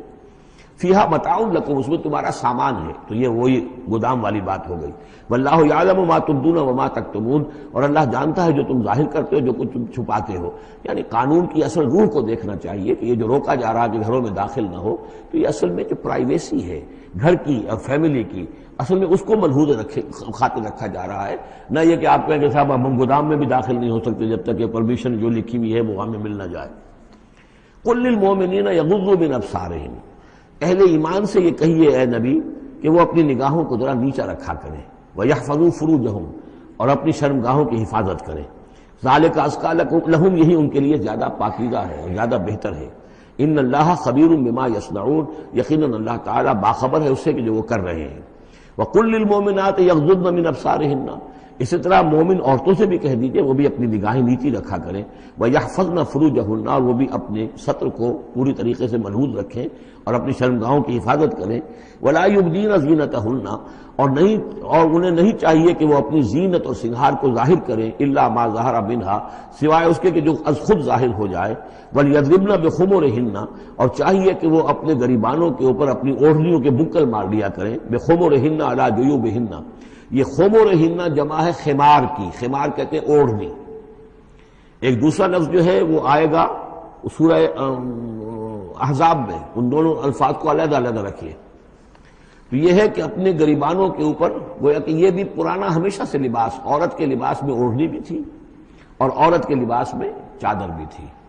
چادر وہ لے کر نکلتی تھی جب گھر سے باہر جاتی تھی، اور اوڑھنی وہ رکھتی تھی جبکہ گھر کے اندر ہوتی تھی. یہی جو ہماری تہذیب کے اندر ہے، یہ عرب کی تہذیب میں پہلے بھی تھا. چہرے کا پردہ نہیں تھا عرب میں، چادر وہ لے کے جاتی تھی تو چادر اپنے اوپر ڈالتی تھی. اور مرد بھی چادر کے بغیر نہیں ہوتے تھے، نہ کوئی مرد بغیر چادر کے نہ عورت، بلکہ چادر ہی سے ایک شخص کا رتبہ معین ہوتا تھا. کسی کی چادر بڑی شاندار ہے، دوشالہ اوڑھا ہوا ہے، بہت قیمتی ہے، تو وہ بڑا آدمی ہے، وہ سردار ہے. کسی کے بیچارے کی جو ہے معمولی سی چادر ہے. اور اسی لیے اس حدیث میں آتا ہے کہ جو شخص تکبر کرتا ہے، الکبر ردائی، تکبر جو ہے وہ تو میری چادر ہے. اور یہ عرب میں یہ بڑا کسی شخص کی توہین کرنی ہوتی تھی، اس کی چادر گھسیٹتے تھے، گویا کہ اس کی عزت جو ہے اس کو کھینچ لیا ہے. تو اللہ فرماتا ہے کہ جو تکبر کرتا ہے وہ گویا میری چادر گھسیٹ رہا ہے میرے کندھے سے. اس درجے جو ہے اللہ تعالیٰ جو ہے اس میں اپنی توہین محسوس کرتا ہے. تو وہ اپنی ان اوڑھنیوں کے بکل مار لیا کریں اپنے گریبانوں پر. یعنی یہ کہ یہ انسان کے لیے، عورت کے لیے، یہ اس کی زینت کا ایک بہت بڑا حصہ ہے. اس کی جو بھی چھاتی ہے اس کے لیے ایک اضافی کرتا اس نے پہنا ہوا ہے، لیکن کرتے کے اوپر مزید جو ہے یہ ایک بکل اس کی اوڑھنی کا ہو. وَلَا يُبْدِينَ زِينَتَهُنَّ، اس کے سینے کے اوپر یہ اضافی ہو جائے گا. وَلَا يُبْدِينَ زِينَتَهُنَّ، اور نہ وہ ظاہر کریں اپنی زینت کو. اب یہ ہے جو محرموں کی فہرست آ رہی ہے، جس کے سامنے عورت کھلے چہرے کے ساتھ آ سکتی ہے بلا حجاب. اور یہ اتنی طویل فہرست جو دی گئی ہے، آخر سوچنا چاہیے کہ اللہ تعالیٰ نے یوں ہی ایکسرسائز ان فیوٹیلٹی تو نہیں کی ہے. کیا فرق ہے اگر ایک عورت کے چہرے کا پردہ نہیں ہے، وہ باہر نکلتی ہے چادر لے کر، اور یہ کہ اس میں کسی اور کے ساتھ اس کا پردہ چہرے کا نہیں ہے، تو پھر یہ پوری فہرست دینے کی ضرورت کیا ہے؟ میرے نزدیک چہرے کا پردہ اسلام کے اندر لازم ہے، اور اس چہرے کے پردے سے مستثنا ہیں یہ لوگ۔ کون لوگ مستثنا ہیں؟ الا لبعولتہن، ان کے شوہر نمبر ایک، او آبائہن، یا ان کے باپ، اور باپ سے مراد باپ، دادا، چچا، یہ سب چلیں گے، او آبائے بعولتہن، یا ان کے شوہروں کے باپ، او ابنائہن، یا ان کے اپنے بیٹے، او ابنائے بعولتہن، یا ان کے شوہروں کے بیٹے، یعنی ان کے شوہروں کی کسی اور بیوی سے اولاد ہے، بیٹے ہیں، تو وہ بھی محرم ہے، وہ نامحرم نہیں ہے۔ اور اخوانہن، یا ان کے اپنے بھائی، اور بنی اخوانہن، یا ان کے بھائیوں کے بیٹے، اور بنی اخواتہن، یعنی یہ بھتیجے ہو گئے، اور بنی اخواتہن، یا ان کے بھانجے، اور نسائہن، یا ان کی عورتیں، اپنی عورتیں، جان پہچان کی عورتیں، عام عورتیں نہیں، نسائہن، او ما ملکت ایمانہن، یا یہ کہ جو ان کے غلام اور ان کی لونڈیاں ہیں۔ اکثر و بیشتر اہل سنت کے نزدیک یہاں مرد غلام مراد نہیں ہے بلکہ لونڈیاں مراد ہیں۔ اب تابعین غیر اولی الاربۃ، یا ایسے تابع لوگ جو کہ صرف خدمت گار ہیں، بعض اوقات ہوتا ہے خاندانی طور پر جو ہے وہ خدمت گار کرنے والے ہیں، باپ بھی کہیں ملازم تھا اسی گھر میں، اب اس کی اولاد بھی وہیں پر ہے، وہ بھی کام کر رہی ہے، بچپن سے وہیں پلے ہیں۔ ایسے لوگ ہوتے ہیں کہ جن کو واقعتاً پھر اس گھر کی خواتین سے اس طرح کا خیال کبھی نہیں آ سکتا کہ ان کے بارے میں وہ کوئی بری بات سوچیں۔ ابھی تابعین غیر اولی الاربۃ، یا وہ تابع کہ جو کہ کوئی غرض نہیں رکھتے اس قسم کے معاملات سے، من الرجال، مردوں میں سے۔ ابھی الطفل الذین لم یظہروا علی عورات النساء، یا وہ لڑکے کہ جو ابھی عورتوں کے جو مخفی معاملات ہیں ان سے واقف ہی نہیں، ابھی وہ جنسی جو بھی باتیں ہیں ان سے واقف نہیں ہیں۔ ولا یضربن، یہ اب یہ فہرست مکمل ہو گئی، یہ ہیں محرم لوگ جن کے سامنے عورت بغیر چہرے کے پردے کے آ سکتی ہے۔ باقی یہ کہ زینت جو خود بخود ظاہر ہو جائے، اب ظاہر ہے کہ آپ نے چادر بھی لی ہوئی ہے، کسی خاتون نے برقع بھی اوڑھا ہوا ہے، لیکن اب کسی کا قد ہے، ماشاءاللہ وہ قد ایسا ہے، سر قد ہے کوئی خاتون، تو وہ کہاں چھپائے گی اس قد کو؟ وہ تو ظاہر ہو جائے گا۔ جسم متناسب ہے، اب وہ جسم تو ظاہر ہو جائے گا۔ اس اعتبار سے ما ظہر منہا کو لوگوں نے لے لیا چہرے کے لیے، یہ بالکل غلط ہے۔ چہرے کا تو پردہ میرے نزدیک لازم ہے، اور یہ کہ باقی یہ کہ ان کے سامنے چہرے کے سمیت عورت آ سکتی ہے۔ باقی عورت جو ہے اپنے بیٹے کے سامنے بھی سوائے 3 اعضاء کے اور نہیں کھول سکتی، اپنے بھائی کے سامنے بھی نہیں کھول سکتی۔ چہرہ، یہ ہاتھ پونچھوں سے نیچے، اور پیر ٹخنوں سے نیچے، یہ جو 3 اعضاء ہیں یہ وہ ہیں کہ جس کو عورت نے یہ کھلے رکھ سکتی ہے، اپنے وہ بیٹے کے سامنے بھی، بھائی کے سامنے بھی، اور جو بھی رشتے گرائے گئے ہیں۔ لیکن یہ کہ اس سے آگے پھر جو ہے معاملہ وہ پھر شوہر کا ہے، اس سے آگے یعنی لباس کا معاملہ جو ہے جس سے کہ عورت جو ہے وہ آزاد ہوگی، وہ صرف شوہر کے لیے۔ وَلَا يَضْرِبْنَ بِأَرْجُلِهِنَّ لِيُعْلَمَ مَا يُخْفِينَ مِنْ زِينَتِهِنَّ، اور نہ یہ ایسا ہو کہ وہ اپنے پاؤں مار کر چلیں، کوئی زیور جو ہے پاؤں میں پہنا ہوا اس کی جھنکار ہو تاکہ لوگوں جو ہے ادھر متوجہ ہو جائیں۔ لِيُعْلَمَ مَا يُخْفِينَ مِنْ زِينَتِهِنَّ، تاکہ لوگوں کے علم میں آ جائے کہ کیا انہوں نے چیز چھپائی ہوئی ہے اپنی زینت میں سے، کیا زیورات پہنے ہوئے ہیں۔ وَتُوبُوا إِلَى اللَّهِ جَمِيعًا أَيُّهَا الْمُؤْمِنُونَ، اور اے اہل ایمان سب کے سب مل کر اللہ کی جناب میں توبہ کرو، لَعَلَّكُمْ تُفْلِحُونَ، تاکہ تم فلاح پاؤ۔ وَأَنكِحُوا الْأَيَامَ مِنكُمْ، اور دیکھو اپنی بیواؤں کی شادیاں کر دیا کرو۔ وَالصَّالِحِينَ مِنْ عِبَادِكُمْ، یہ بھی اب ایک بہت اہم ہے بات۔ ہندوانہ ہمارا معاشرہ جو ہے وہ بیوہ کی شادی جو ہے وہ تو جائز بھی نہیں سمجھتا، یا بہت ہی یوں سمجھیے کہ اس کے نزدیک بہت ہی ناپسندیدہ بات ہے، اور ہمارے ہاں بھی یہ ہو گیا ہے۔ حالانکہ یہاں حکم ہے انکحوا الایام منکم، بیواؤں کی شادیاں کر دیا کرو۔ والصالحین من عبادکم و امائکم، اور تمہاری جو بانیاں ہوں، غلام ہوں، ان میں سے بھی جو سمجھدار ہوں، جن کے کردار کے بارے میں تمہیں اعتماد ہو، ان کی بھی شادیاں کر دیا کرو۔ ایک کی کنیز ہے، ایک کا غلام ہے، ان کی شادی ہو جائے۔ اب ظاہر بات ہے وہ کنیز جو ہے اپنے آقا کے، اب اس کے ساتھ وہ تمتع نہیں کر سکے گا، اس لیے کہ اس نے اجازت دے دی ہے کہ اس کی کنیز کی شادی ہو گئی ہے کسی غلام کے ساتھ۔ وَالصَّالِحِينَ مِنْ عِبَادِكُمْ وَإِمَائِكُمْ إِنْ يَكُونُوا فُقَرَاءَ، اگر وہ فقیر ہوں گے، مہر وغیرہ دینے کی ان کے اندر ہمت نہیں ہے، صلاحیت نہیں ہے، يُغْنِهُمُ اللَّهُ مِنْ فَضْلِهِ، تو ہو اللہ تعالیٰ ہو سکتا ہے کہ ان کو اپنے فضل سے غنی کر دے. واللہ واسع علیم، اللہ واسع بہت سمائی رکھنے والا، کشائش والا، کشادگی والا اور جاننے والا ہے. یعنی یہ بھی ہے کہ کسی وقت انسان سوچے کہ اگر میں شادی کروں گا تو وہ بھی اپنی قسمت ساتھ لے کر آئے گی. کیا پتہ کہ میرے اس وقت حالات جو ہیں اگر کچھ خراب بھی ہیں تو اللہ تعالیٰ اس کی قسمت سے، اس کے حوالے سے وہ اللہ تعالیٰ میرے لیے رزق کا دروازہ کھول دے. وَلْيَسْتَعْفِفِ الَّذِينَ لَا يَجِدُونَ نِكَاحًا، اور جو لوگ نکاح کی قدرت بالکل نہ رکھتے ہوں، شادی کر ہی نہ سکتے ہوں، کچھ بھی نہ ہو ان کے پاس، نہ کوئی گھر ہو جس میں کہ اپنی بیوی کو رکھ سکیں، نہ کوئی نان نفقے کا سامان ہو، نہ کوئی مہر دے سکیں. وَلْيَسْتَعْفِفْ، تو انہیں چاہیے کہ وہ اپنی عفت کی حفاظت کریں، پوری طریقے سے اپنے اس جو جنسی جذبے کو کنٹرول کریں. الَّذِينَ لَا يَجِدُونَ نِكَاحًا حَتَّى يُغْنِيَهُمُ اللَّهُ مِنْ فَضْلِهِ، یہاں تک کہ اللہ تعالیٰ انہیں اپنے فضل سے غنی کر دے. وَالَّذِينَ يَبْتَغُونَ الْكِتَابَ مِمَّا مَلَكَتْ أَيْمَانُكُمْ فَكَاتِبُوهُمْ، اور تمہارے غلاموں میں سے جو تمہارے ساتھ چاہیں مکاتبت کرنا. یہ مکاتبت کا قاعدہ یہ تھا کہ غلام یہ طے کرتا تھا کہ جناب میں آپ کو اتنے لاکھ درہم دے دوں گا، اتنی مدت کے اندر اندر آپ مجھے آزاد کر دیجئے. تو یہ معاہدہ ہو گیا، اب وہ آزاد ہو گیا. لیکن آزادی اسی میں ہے کہ اسے وہ رقم اتنی عرصے کے اندر ادا کرنی ہے. اب وہ کمائے گا، محنت کرے گا، کوشش کرے گا اور وہ رقم ادا کر دے گا. یہ مکاتبت تھی. تو جو بھی تمہارے غلاموں میں سے مکاتبت چاہیں، مما ملکت ایمانکم فکاتبوہم، تو یہ مکاتبت کر لیا کرو. قرآن مجید نے وہ تمام راستے کھولے ہیں کہ جن سے غلاموں کی آزادی کا جو ہے آسانی کے ساتھ تدریجاً سہج انداز کے اندر ان کی غلامی کا جو ہے سلسلہ ختم ہو کر آزادی کی طرف راستہ کھل جائے. فَقَاتِبُوهُمْ إِنْ عَلِمْتُمْ فِيهِمْ خَيْرًا، اگر تم دیکھ رہے ہو ان کے اندر کہ خیر ہے، بھلائی ہے، واقعتاً یہ شخص اعتماد کیا جا سکتا ہے، یہ بھاگ نہیں جائے گا اور یہ جو بھی کرنا چاہ رہا ہے معاہدہ اس کو پورا کرنے کی اس کی نیت ہے. وَآتُوهُمْ مِن مَالِ اللَّهِ الَّذِي آتَاكُمْ، پھر ایسے لوگوں کو جنہوں نے مکاتبت کی ہو تم بھی مال دیا کرو جو اللہ کا مال تمہارے پاس اللہ نے تمہیں دیا ہے. یعنی لوگ مدد بھی کریں اس کی تاکہ وہ اپنی اس رقم کو جلد از جلد ادا کر کے اور وہ پھر آزاد ہو جائے. وَلَا تُكْرِهُوا فَتَيَاتِكُمْ عَلَى الْبِغَاءِ، اور دیکھو اپنی باندیوں کو، چھوکریوں کو، یہ جو وہاں پہ باندیاں کنیزیں ہوتی تھی انہیں بدکاری پر مجبور نہ کرو.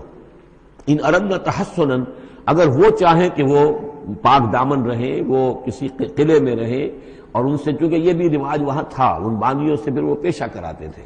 اب یہ اصل میں اصلاح ہو رہی ہے اس معاشرے کی، اور اس کے اندر ان چیزوں کو رفتہ رفتہ روکا جا رہا ہے. جیسے سورہ نساء میں آیا تھا، ایسا بھی ہوتا تھا کہ باپ کی بیویاں جو ہیں، اپنی جو سوتیلی مائیں ہیں، انہیں اپنے گھر میں ڈال دیا. لیکن یہ ساری چیزیں رفتہ رفتہ ایک ایک کر کے پھر ان کی بندش ہوئی ہے. تو وہ اپنی لونڈیوں سے پیشہ کراتے تھے اور کمائی خود کھاتے تھے. تو فرمایا یہ بہت غلط ہے. لِتَبْتَغُوا عَرَضَ الْحَيَاةِ الدُّنْيَا، تاکہ تم حاصل کرو دنیا کی زندگی کا سامان. وَمَنْ يُكْرِهُنَّ فَإِنَّ اللَّهَ مِنْ بَعْدِ إِكْرَاهِهِنَّ غَفُورٌ رَحِيمٌ، اور اگر کوئی ان کو مجبور کرے گا اس کام کے لیے تو اللہ تعالیٰ ان کی اس مجبوری کی بنا پر ان کے حق میں غفور اور رحیم ہوگا. تم پر وبال آئے گا، جو کام یہ غلط کروائے گا وبال اس پر آئے گا. اگر وہ خود جو ہے مجبوراً کر رہی ہے اور وہ اس کے لیے ذہناً تیار نہیں ہے تو بہرحال اللہ اس کے حق میں غفور اور رحیم ہوگا. وَلَقَدْ أَنزَلْنَا إِلَيْكُمْ آيَاتٍ مُبَيِّنَاتٍ، اور دیکھو ہم نے نازل کر دی ہیں تمہاری جانب یہ روشن آیات. وَمَثَلًا مِّنَ الَّذِينَ خَلَوْا مِن قَبْلِكُمْ، اور وہ ساری باتیں بھی ہم نے بتا دی ہیں کہ جو ان لوگوں میں تھیں جو تم سے پہلے تھے. یہ ساری گندگیاں، معاشرتی خرابیاں جو ہیں یہ پہلوں کے اندر بھی تھیں، ہم نے ان سب کی نشاندہی کر دی ہے. وَمَوْعِظَةً لِّلْمُتَّقِينَ، اور اہل تقویٰ کے لیے ہم نے نصیحت یہ نازل فرما دی ہے. قَدْ جَاءَتْكُمْ مَوْعِظَةٌ مِّن رَّبِّكُمْ وَشِفَاءٌ لِّمَا فِي الصُّدُورِ. اب یہ 5واں رکوع آ رہا ہے اور یہ ہمارے اس منتخب نصاب کا جو دوسرا حصہ ہے ایمان کی بحث، اس کے ضمن میں یہ بہت اہم درس ہے. اور یہ آیت نمبر 35 جو آ رہی ہے یہ قرآن مجید کی عظیم ترین آیات میں سے ہے. اس سورہ مبارکہ کی بھی آیت نمبر 35 اور سورہ احزاب میں بھی بالکل ٹھیک یہی نمبر آیت نمبر 35 آپ کو ملے گی. یہ ایمان پر اور وہ اسلام کی کیفیات پر قرآن مجید کی عظیم ترین آیات ہے. اللہ نور السماوات والارض، اللہ آسمانوں اور زمین کا نور ہے. مثل نورہ، اس پر ایمان کی مثال، اس کے نور ایمان کی مثال ایسی ہے کمشکات، جیسے ایک طاق ہے، فیہا مصباح، اس میں ایک چراغ روشن ہے.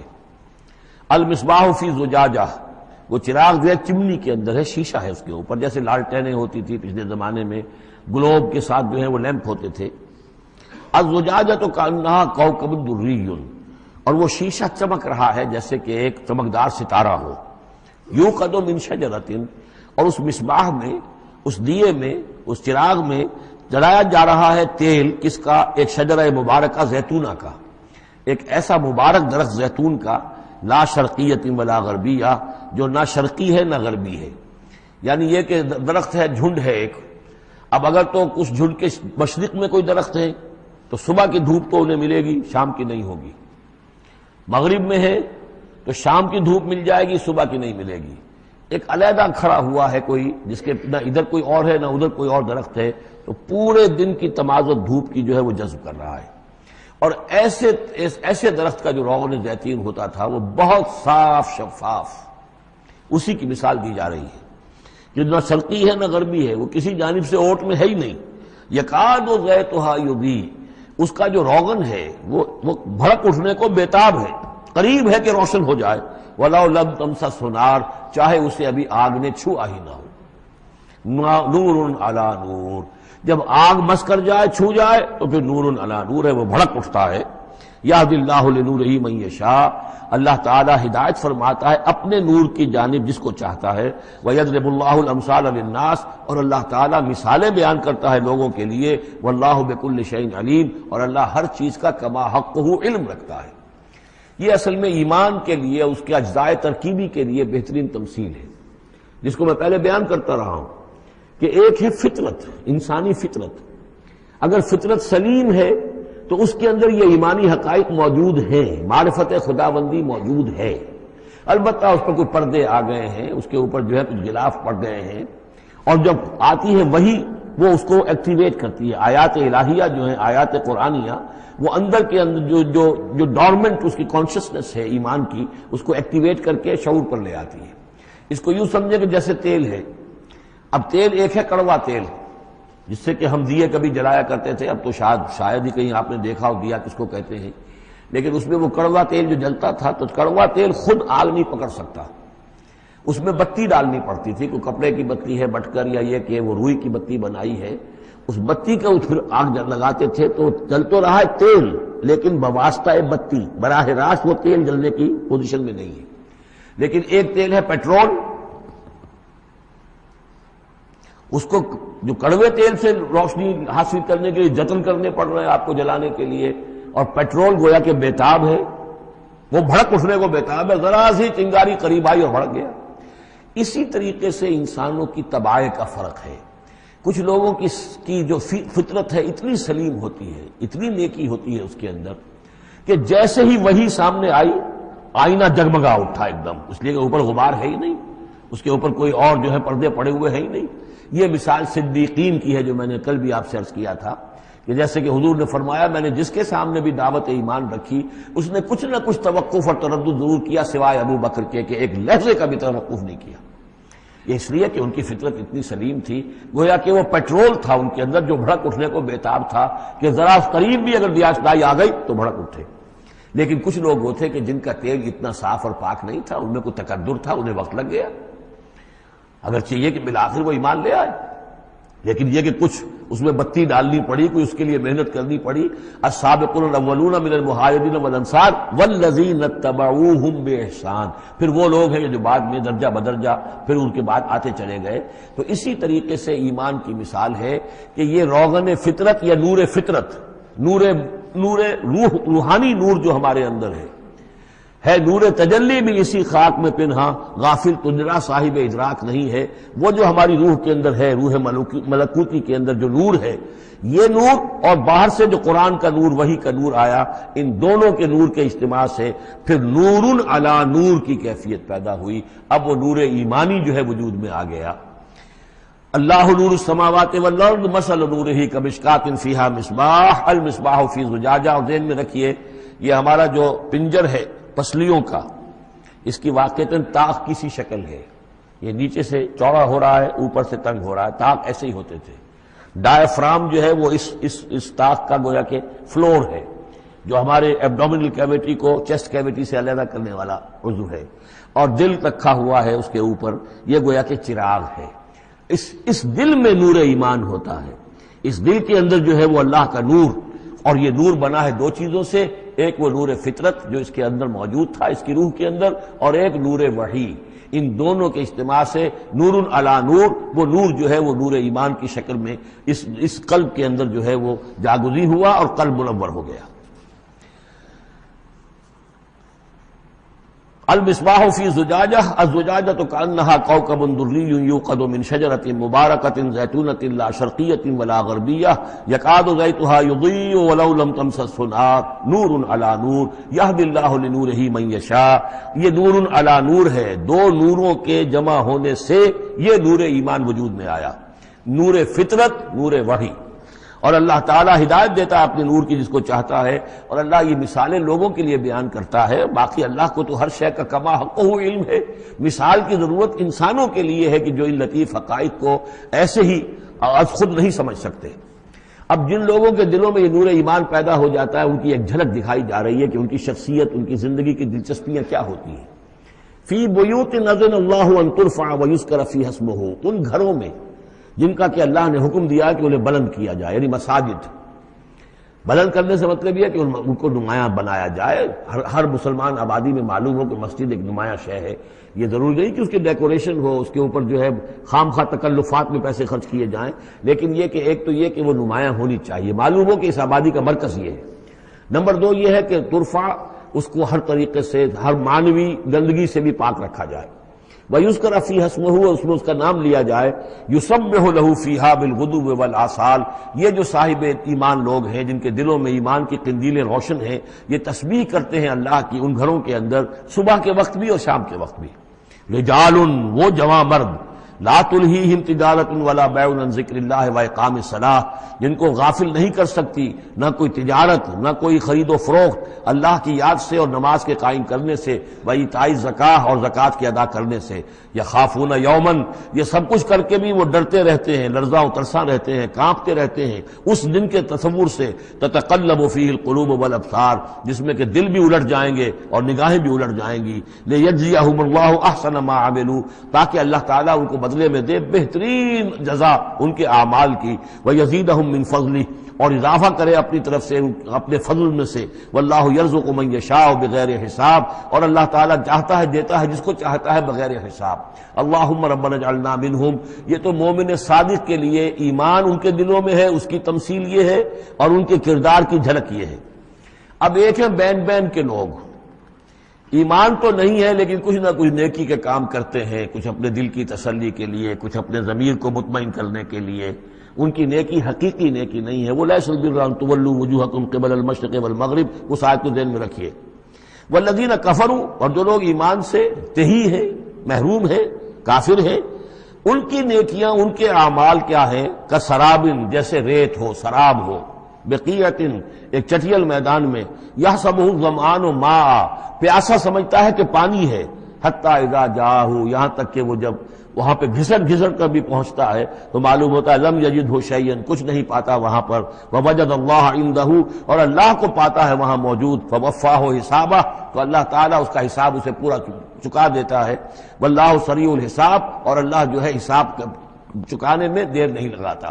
یعنی یہ جو نیکیاں ہوتی، جھوٹی نیکیاں، ملمے کی نیکیاں، حقیقی ایمان نہیں ہے، ایمان باللہ نہیں ہے، ایمان بالآخرت نہیں ہے، لیکن یوں ہی کچھ نہ کچھ نیکیاں ہیں، کچھ خدمت خلق کے کام ہے، اس طرح کی چیزیں اللہ کی نگاہ میں ان کی کوئی وقت نہیں۔ اس کے لیے پہلے ایک مثال سورہ ابراہیم میں آ چکی ہے، دوسری مثال یہ کہ یہ نیکیاں سراب کے مانند ہیں، جنہیں پیاسا سمجھتا ہے کہ یہ پانی ہے، حقیقت میں پانی نہیں ہے۔ اب تیسرا جو کردار ہے وہ یہ ہے کہ جن کے دلوں میں، جن کی زندگیوں میں یہ جھوٹ موٹ کی نیکی بھی نہیں ہے، نفس پرستی اور دنیا پرستی، اور ان کے اندر ہر طرح کی گندگی جو ہے وہ آ چکی ہے۔ ان کی مثال کیا ہے؟ او کظلمات فی بحر اللجی، یا جیسے کہ اندھیرے ہوں ایک بڑے گہرے سمندر میں، یغشاہ موج، اس کے اوپر ایک موج چڑھی ہوئی ہو، من فوقہ موج، اس کے اوپر ایک اور موج ہو، من فوقہ سحاب، اور اوپر جو ہے بادل بھی ہوں۔ یعنی اندھیری رات ہے، کوئی روشنی نہیں، اوپر بادل ہے، نہ چاند اور ستاروں کی کوئی روشنی نہیں آ رہی، اور اس کے ساتھ ہی یہ ہے کہ موج کے اوپر موج چڑھی ہوئی ہے۔ ظلمات بعضها فوق بعض، یہ اندھیروں پر اندھیرے ہیں، اذا اخرج یدہ لم یکد یراہا، جب وہ اپنا ہاتھ نکالتا ہے تو اس کو بھی نہیں دیکھ سکتا، جسے ہم کہتے ہیں اپنے محاورے میں ہاتھ کو ہاتھ سجائی نہیں دیتا۔ وَأَلَّمْ يَجْعَلِ اللَّهُ لَهُ نُورًا، اور جس کو اللہ تعالیٰ ہی نے کوئی نور عطا نہ کیا ہو، فما لہ من نور، تو اس کے لیے پھر کہیں کوئی نور نہیں ہے۔ یہ وہ لوگ ہیں کہ جن کی زندگیاں کسی ملمے کی نیکی سے بھی خالی ہیں، اندھیارے ہی اندھیارے ہیں، ظلمات فوق بعضها فوق بعض۔ أَلَمْ تَرَ أَنَّ اللَّهَ يُسَبِّحُ لَهُ مَنْ فِي السَّمَاوَاتِ وَالْأَرْضِ وَالطَّيْرُ صَافَّاتٍ كُلٌّ قَدْ عَلِمَ صَلَاتَهُ وَتَسْبِيحَهُ وَاللَّهُ عَلِيمٌ بِمَا يَفْعَلُونَ۔ صدق اللہ العظیم۔ رب اشرح لي صدری ويسر لي أمری واحلل عقدۃ من لسانی یفقہوا قولی۔ سورہ نور کا 5واں رکوع جو ہم پڑھ چکے ہیں، اس کے بارے میں یہ بات نوٹ کر لیجئے کہ جس طرح سورہ بقرہ کے پہلے 2 رکوعوں میں 3 قسم کے انسانوں کی تفصیل بیان ہوئی، وہاں وہ بنیادی طور پر ایک دعوت اور تحریک کے رد عمل میں جو لوگ مختلف شکلیں صورت اختیار کرتے ہیں، جو رد عمل مختلف شکلیں اختیار کرتا ہے، اس کے اعتبار سے ایک وہ جو مومنین صادقین ہیں، وہ ہر چھ بعد آباد جب اس دعوت کو قبول کرتے ہیں تو اس کیفیت کے ساتھ کہ اب جو ہو سو ہو۔ ایک وہ لوگ ہیں کہ جو کسی ضد کی وجہ سے، تعصب کی وجہ سے، ہردرمی کی وجہ سے، کسی تکبر کی وجہ سے، حسد کی وجہ سے اس کے انکار پر کمر کس لیتے ہیں، اور وہ لوگ جو ہیں کسی صورت بھی ماننے والے نہیں ہوتے۔ ایک بین کچھ مانتے ہیں کچھ نہیں مانتے، کچھ چلتے ہیں پھر چھٹک کر کھڑے رہ جاتے ہیں، آسانی ہو تو کوئی 2-4 قدم چل لیے، کوئی مشکل وقت آیا تو پھر اوندے منہ گر گئے۔ اسی کی ایک تمثیل سورہ حج میں آ چکی ہے، وَمِنَ النَّاسِ مَن يَعْبُدُ اللَّهَ عَلَى حَرْفٍ فَإِنْ أَصَابَهُ خَيْرٌ اطْمَأَنَّ بِهِ وَإِنْ أَصَابَتْهُ فِتْنَةٌ انقلب عَلَى وَجْهِهِ خَسِرَ الدُّنْيَا وَالْآخِرَةَ۔ اسی طرح یہاں اس رکوع میں بھی 3 قسم کے انسانوں کا تذکرہ ہے، لیکن یہ ایک مختلف اعتبار سے ہے۔ ایک وہ لوگ ہیں کہ جن کے دلوں میں حقیقی ایمان پیدا ہوا، ان کی فطرتیں بھی نیک تھیں، صالح تھیں، سلیم تھیں، اور پھر وہ وہی آسمانی سے بھی صحیح طور پر مستفیض ہوئے، ان کا باطن جگمگا اٹھا اور ان کے دلوں میں نیکی حقیقی معنی میں پیدا ہو گئی، اور اس کے لیے جو ایک نقشہ ہے ان کے سیرت و کردار کا وہ بھی کھینچ دیا گیا۔ ایک وہ لوگ ہیں کہ جن کے اندر سرے سے دنیا پرستی اور دنیا ہی کی شہوات اور خواہشات اور لذات، اس کے سوا کسی شے کا کوئی گزر ہی نہیں، وہ بالکل اس کے برعکس ہے۔ پہلے نور علی نور اور دوسرے ظلمات بعضها فوق بعض۔ کوئی جھوٹ موٹ کی نیکی بھی نہیں، کوئی ملمے کی نیکی بھی نہیں، ان کا مال ہے تو صرف اپنی ہی عیاشیوں کے لیے ہی، اپنے ہی جو بھی ان کے تعیش ہے اسی میں خرچ ہو رہا ہے۔ لہذا یہ وہ لوگ ہیں کہ وہ ایمان سے بھی محروم اور کسی جھوٹ موٹ کی نیکی سے بھی ان کے ہاں کسی نور کا سرے سے گزر ہی نہیں۔ ظلمات بعضها فوق بعض، اور اس کے لیے تمثیل دی گئی ہے کہ گہرے سمندر کے اندر جو اندھیرا ہوتا ہے، ایبسولوٹ ڈارکنس، کہ رات بھی ہے، اوپر بادل بھی ہے، اور جو ہے موج پر موج چڑھی ہوئی ہے، تو ایبسولوٹ ڈارکنس۔ ایک فرینچ امیر البحر تھا جو اسی آیت کو پڑھ کر ایمان لے آیا تھا، اس کی ساری عمر گزری تھی سمندروں کے اندر، اور وہ جانتا تھا کس قسم کی ڈارکنس ہوتی ہے وہاں۔ اس نے کہا کہ پتہ کیا کہ کیا محمد نے صلی اللہ علیہ وسلم کبھی بحری سفر کیے تھے؟ جب اسے معلوم ہوا کہ انہوں نے کبھی بحری سفر کیا ہی نہیں، تو اس نے کہا کہ پھر یہ ثابت ہو گیا کہ یہ اللہ کا کلام ہے، ورنہ یہ تشبیہ جو ہے کوئی شخص اس کو وہ تو دے سکتا ہے کہ جس نے بحری سمندر کیے ہوں اور جس سے اندازہ ہو، اور وہ سمندر کے اندر کبھی اس نے غوطے بھی لگائے ہوں، اور وہ ایبسولوٹ ڈارکنس کا کانسیپٹ۔ بہرحال یہ دوسری انتہا۔ بیچ میں وہ لوگ ہیں، بین ہیں، کچھ نیکیاں بھی کرتے ہیں، حقیقی ایمان سے محروم ہیں، نہ اللہ پر نہ یوم آخر پر ان کا پختہ ایمان نہیں ہے، لیکن یہ کہ اپنے ضمیر کو مطمئن کرنے کے لیے کچھ نہ کچھ، یا دنیا میں کوئی نام کمانے کے لیے یا کوئی اور شہرت حاصل کرنے کے لیے وہ کچھ نیکیاں کرتے ہیں، تو ان کی نیکیوں کی مثال سراب کسی ہے۔ الم تر ان اللہ یسبح لہ من فی السماوات والارض، کیا تم دیکھتے نہیں ہو کہ اللہ کی تسبیح کرتی ہے وہ سب چیزیں، وہ سب وہ کرتے ہیں، وہ سب جو آسمانوں میں ہے اور جو زمین میں ہے، اور نہ صرف آسمانوں اور زمین میں بلکہ ان دونوں کے مابین جو السماء میں جو ہے، والطیر صافات، اور یہ جو پرندے ہیں جو اپنے پروں کو پھیلائے ہوئے ہیں، یہ بھی اللہ کی تسبیح کر رہے ہیں۔ کل قد علم صلاتہ و تسبیحہ، ہر ایک کے علم میں ہے، ہر ایک نے جان لی ہے اپنی نماز، اپنی صلاۃ اور اپنی تسبیح۔ یہ وہی بات ہے جو سورہ بنی اسرائیل میں آ چکی ہے، وَإِن مِّن شَيْءٍ إِلَّا يُسَبِّحُ بِحَمْدِهِ وَلَٰكِن لَّا تَفْقَهُونَ تَسْبِيحَهُمْ، کوئی شے نہیں ہے اس کائنات میں جو اللہ کی تسبیح و تحمید نہ کر رہی ہو، لیکن تمہیں اس کا شعور نہیں ہو سکتا۔ وَاللَّهُ عَلِيمٌ بِمَا يَفْعَلُونَ، اور جو کچھ وہ کرتے ہیں اللہ کے علم میں ہے۔ وَلِلَّهِ مُلْكُ السَّمَاوَاتِ وَالْأَرْضِ، اور اللہ ہی کے لیے ہے آسمانوں اور زمین کی بادشاہی۔ وَإِلَى اللَّهِ الْمَصِيرُ، اور اللہ ہی کی طرف لوٹ جانا ہے۔ الم تر ان اللہ یسجی سحابا، کیا تم دیکھتے نہیں ہو کہ اللہ تعالیٰ ہانک کر لاتا ہے بادلوں کو؟ کہاں سے ہوائیں لے کر چل رہی ہیں بادلوں کو، کہیں تو بے آف بنگال سے وہ اٹھی ہیں مانسون کی ہوائیں، اور کہاں تک پہنچ جاتی ہیں پاکستان تک۔ ان اللہ یسجی سحابا ثم یؤلف بینہ، پھر ان بادلوں کو آپس میں جوڑ دیتا ہے۔ ثم یجعلہ رکاما، پھر ان کو تہ بر تہ کر دیتا ہے۔ اب یہ تہ بر تہ کا معاملہ جو ہے، دیکھیے ہوائی سفر جس نے کیا ہے اسے اس کا تجربہ ہوتا ہے۔ جب جہاز چڑھتا ہے تب بھی وہ جب بادلوں کے اندر سے گزرتا ہے تو صاف نظر آتا ہے ایک تہ، اس کے بعد پھر خلا ہے، پھر ایک اور تہ، پھر خلا ہے، پھر ایک اور تہ، اترتے ہوئے بھی اسی طریقے سے تہ بر تہ بادل۔ رکامن فتر الودق یخرج من خلالہ، تو تم دیکھتے ہو کہ بارش برستا ہے ان دونوں، ان کے بین سے، ان کے بیچ سے برستی ہے بارش، پانی برستا ہے۔ وَيُنَزِّلُ مِنَ السَّمَاءِ مِن جِبَالٍ فِيهَا مِن بَرَدٍ، اور اللہ تعالیٰ اتارتا ہے آسمان سے وہ پہاڑ بھی کہ جن میں وہ اولے ہوتے ہیں، یعنی یہ کہ اولے جو آ رہے ہیں زمین پر تو معلوم ہوتا ہے کہ جیسے ان کے بھی کوئی پہاڑ ہے آسمانوں کے اندر۔ فَيُصِيبُ بِهِ مَن يَشَاءُ، تو اللہ تعالیٰ یہ اولے برسا دیتا ہے جس پر چاہتا ہے، یعنی جس کی کھیتی برباد اللہ کو کرنی ہوتی ہے کسی سبب سے، اس کی کھیتی کے اوپر یہ اولے جا کے برس جاتے ہیں۔ وَيَصْرِفُهُ عَن مَّن يَشَاءُ، اور ان کا رخ پھیر دیتا ہے جس سے چاہتا ہے۔ ایسا بھی ہوتا ہے بعض اوقات کہ بالکل ایک کھیت جو ہے وہ بالکل تباہ و برباد ہو گیا ہے، اور برابر کا کھیت بالکل ٹھیک ہے، اس کے اوپر کوئی اولا نہیں گرا۔ یکاد سنا برقہ یذھب بالابصار، اور اس کی جو بجلی کی کوند ہے وہ اس قریب ہے کہ وہ لوگوں کی نگاہوں کو اچک کر لے جائے۔ یقلب اللہ اللیل والنہار، اللہ تعالیٰ عدلتا بدلتا رہتا ہے دن اور رات کو۔ ان فی ذلک لعبرۃ لاولی الابصار، یقیناً اس میں دھیان کرنے کا اور سبق سیکھنے کا اور عبرت حاصل کرنے کا مواد ہے ہوش مندوں کے لیے، آنکھ والوں کے لیے، دیکھنے والوں کے لیے۔ واللہ خلق کل دابۃ من ماء، اور اللہ نے بنائی ہے ہر جاندار چیز اس زمین کے اوپر پانی سے۔ فمنہم من یمشی علی بطنہ، اب ان جانداروں میں سے جو زمین میں اللہ نے بنائے ہیں وہ بھی ہے کہ جو اپنے پیٹ کے بل پر چلتے ہیں، یہ ریپٹائلز جن کو ہم کہتے ہیں، ریپٹائلز ہیں جو اپنے پیٹ کے بل پر چل رہے ہیں۔ منہم من یمشی علی رجلین، اور ان میں وہ بھی ہیں کہ جو دو ٹانگوں پر چلتے ہیں۔ اب ہم بھی انہی میں سے ہیں، اور باقی شمپنزی اور گوریلاز بھی ہیں، اور بھی ایسے ہوں گے کہ جو دو ٹانگوں پر چلتے ہوں۔ وَمِنْهُمْ مَنْ يَمْشِي عَلَى أَرْبَعٍ، سب سے زیادہ کثیر تعداد جو ہے وہ زمینی حیوانات کے اندر ان کی ہے کہ جو چار پر چلتے ہیں۔ یخلق اللہ ما یشاء، اللہ تعالیٰ پیدا کرتا ہے جو چاہتا ہے۔ ان اللہ علی کل شیء قدیر، یقیناً اللہ تعالیٰ ہر چیز پر قادر ہے۔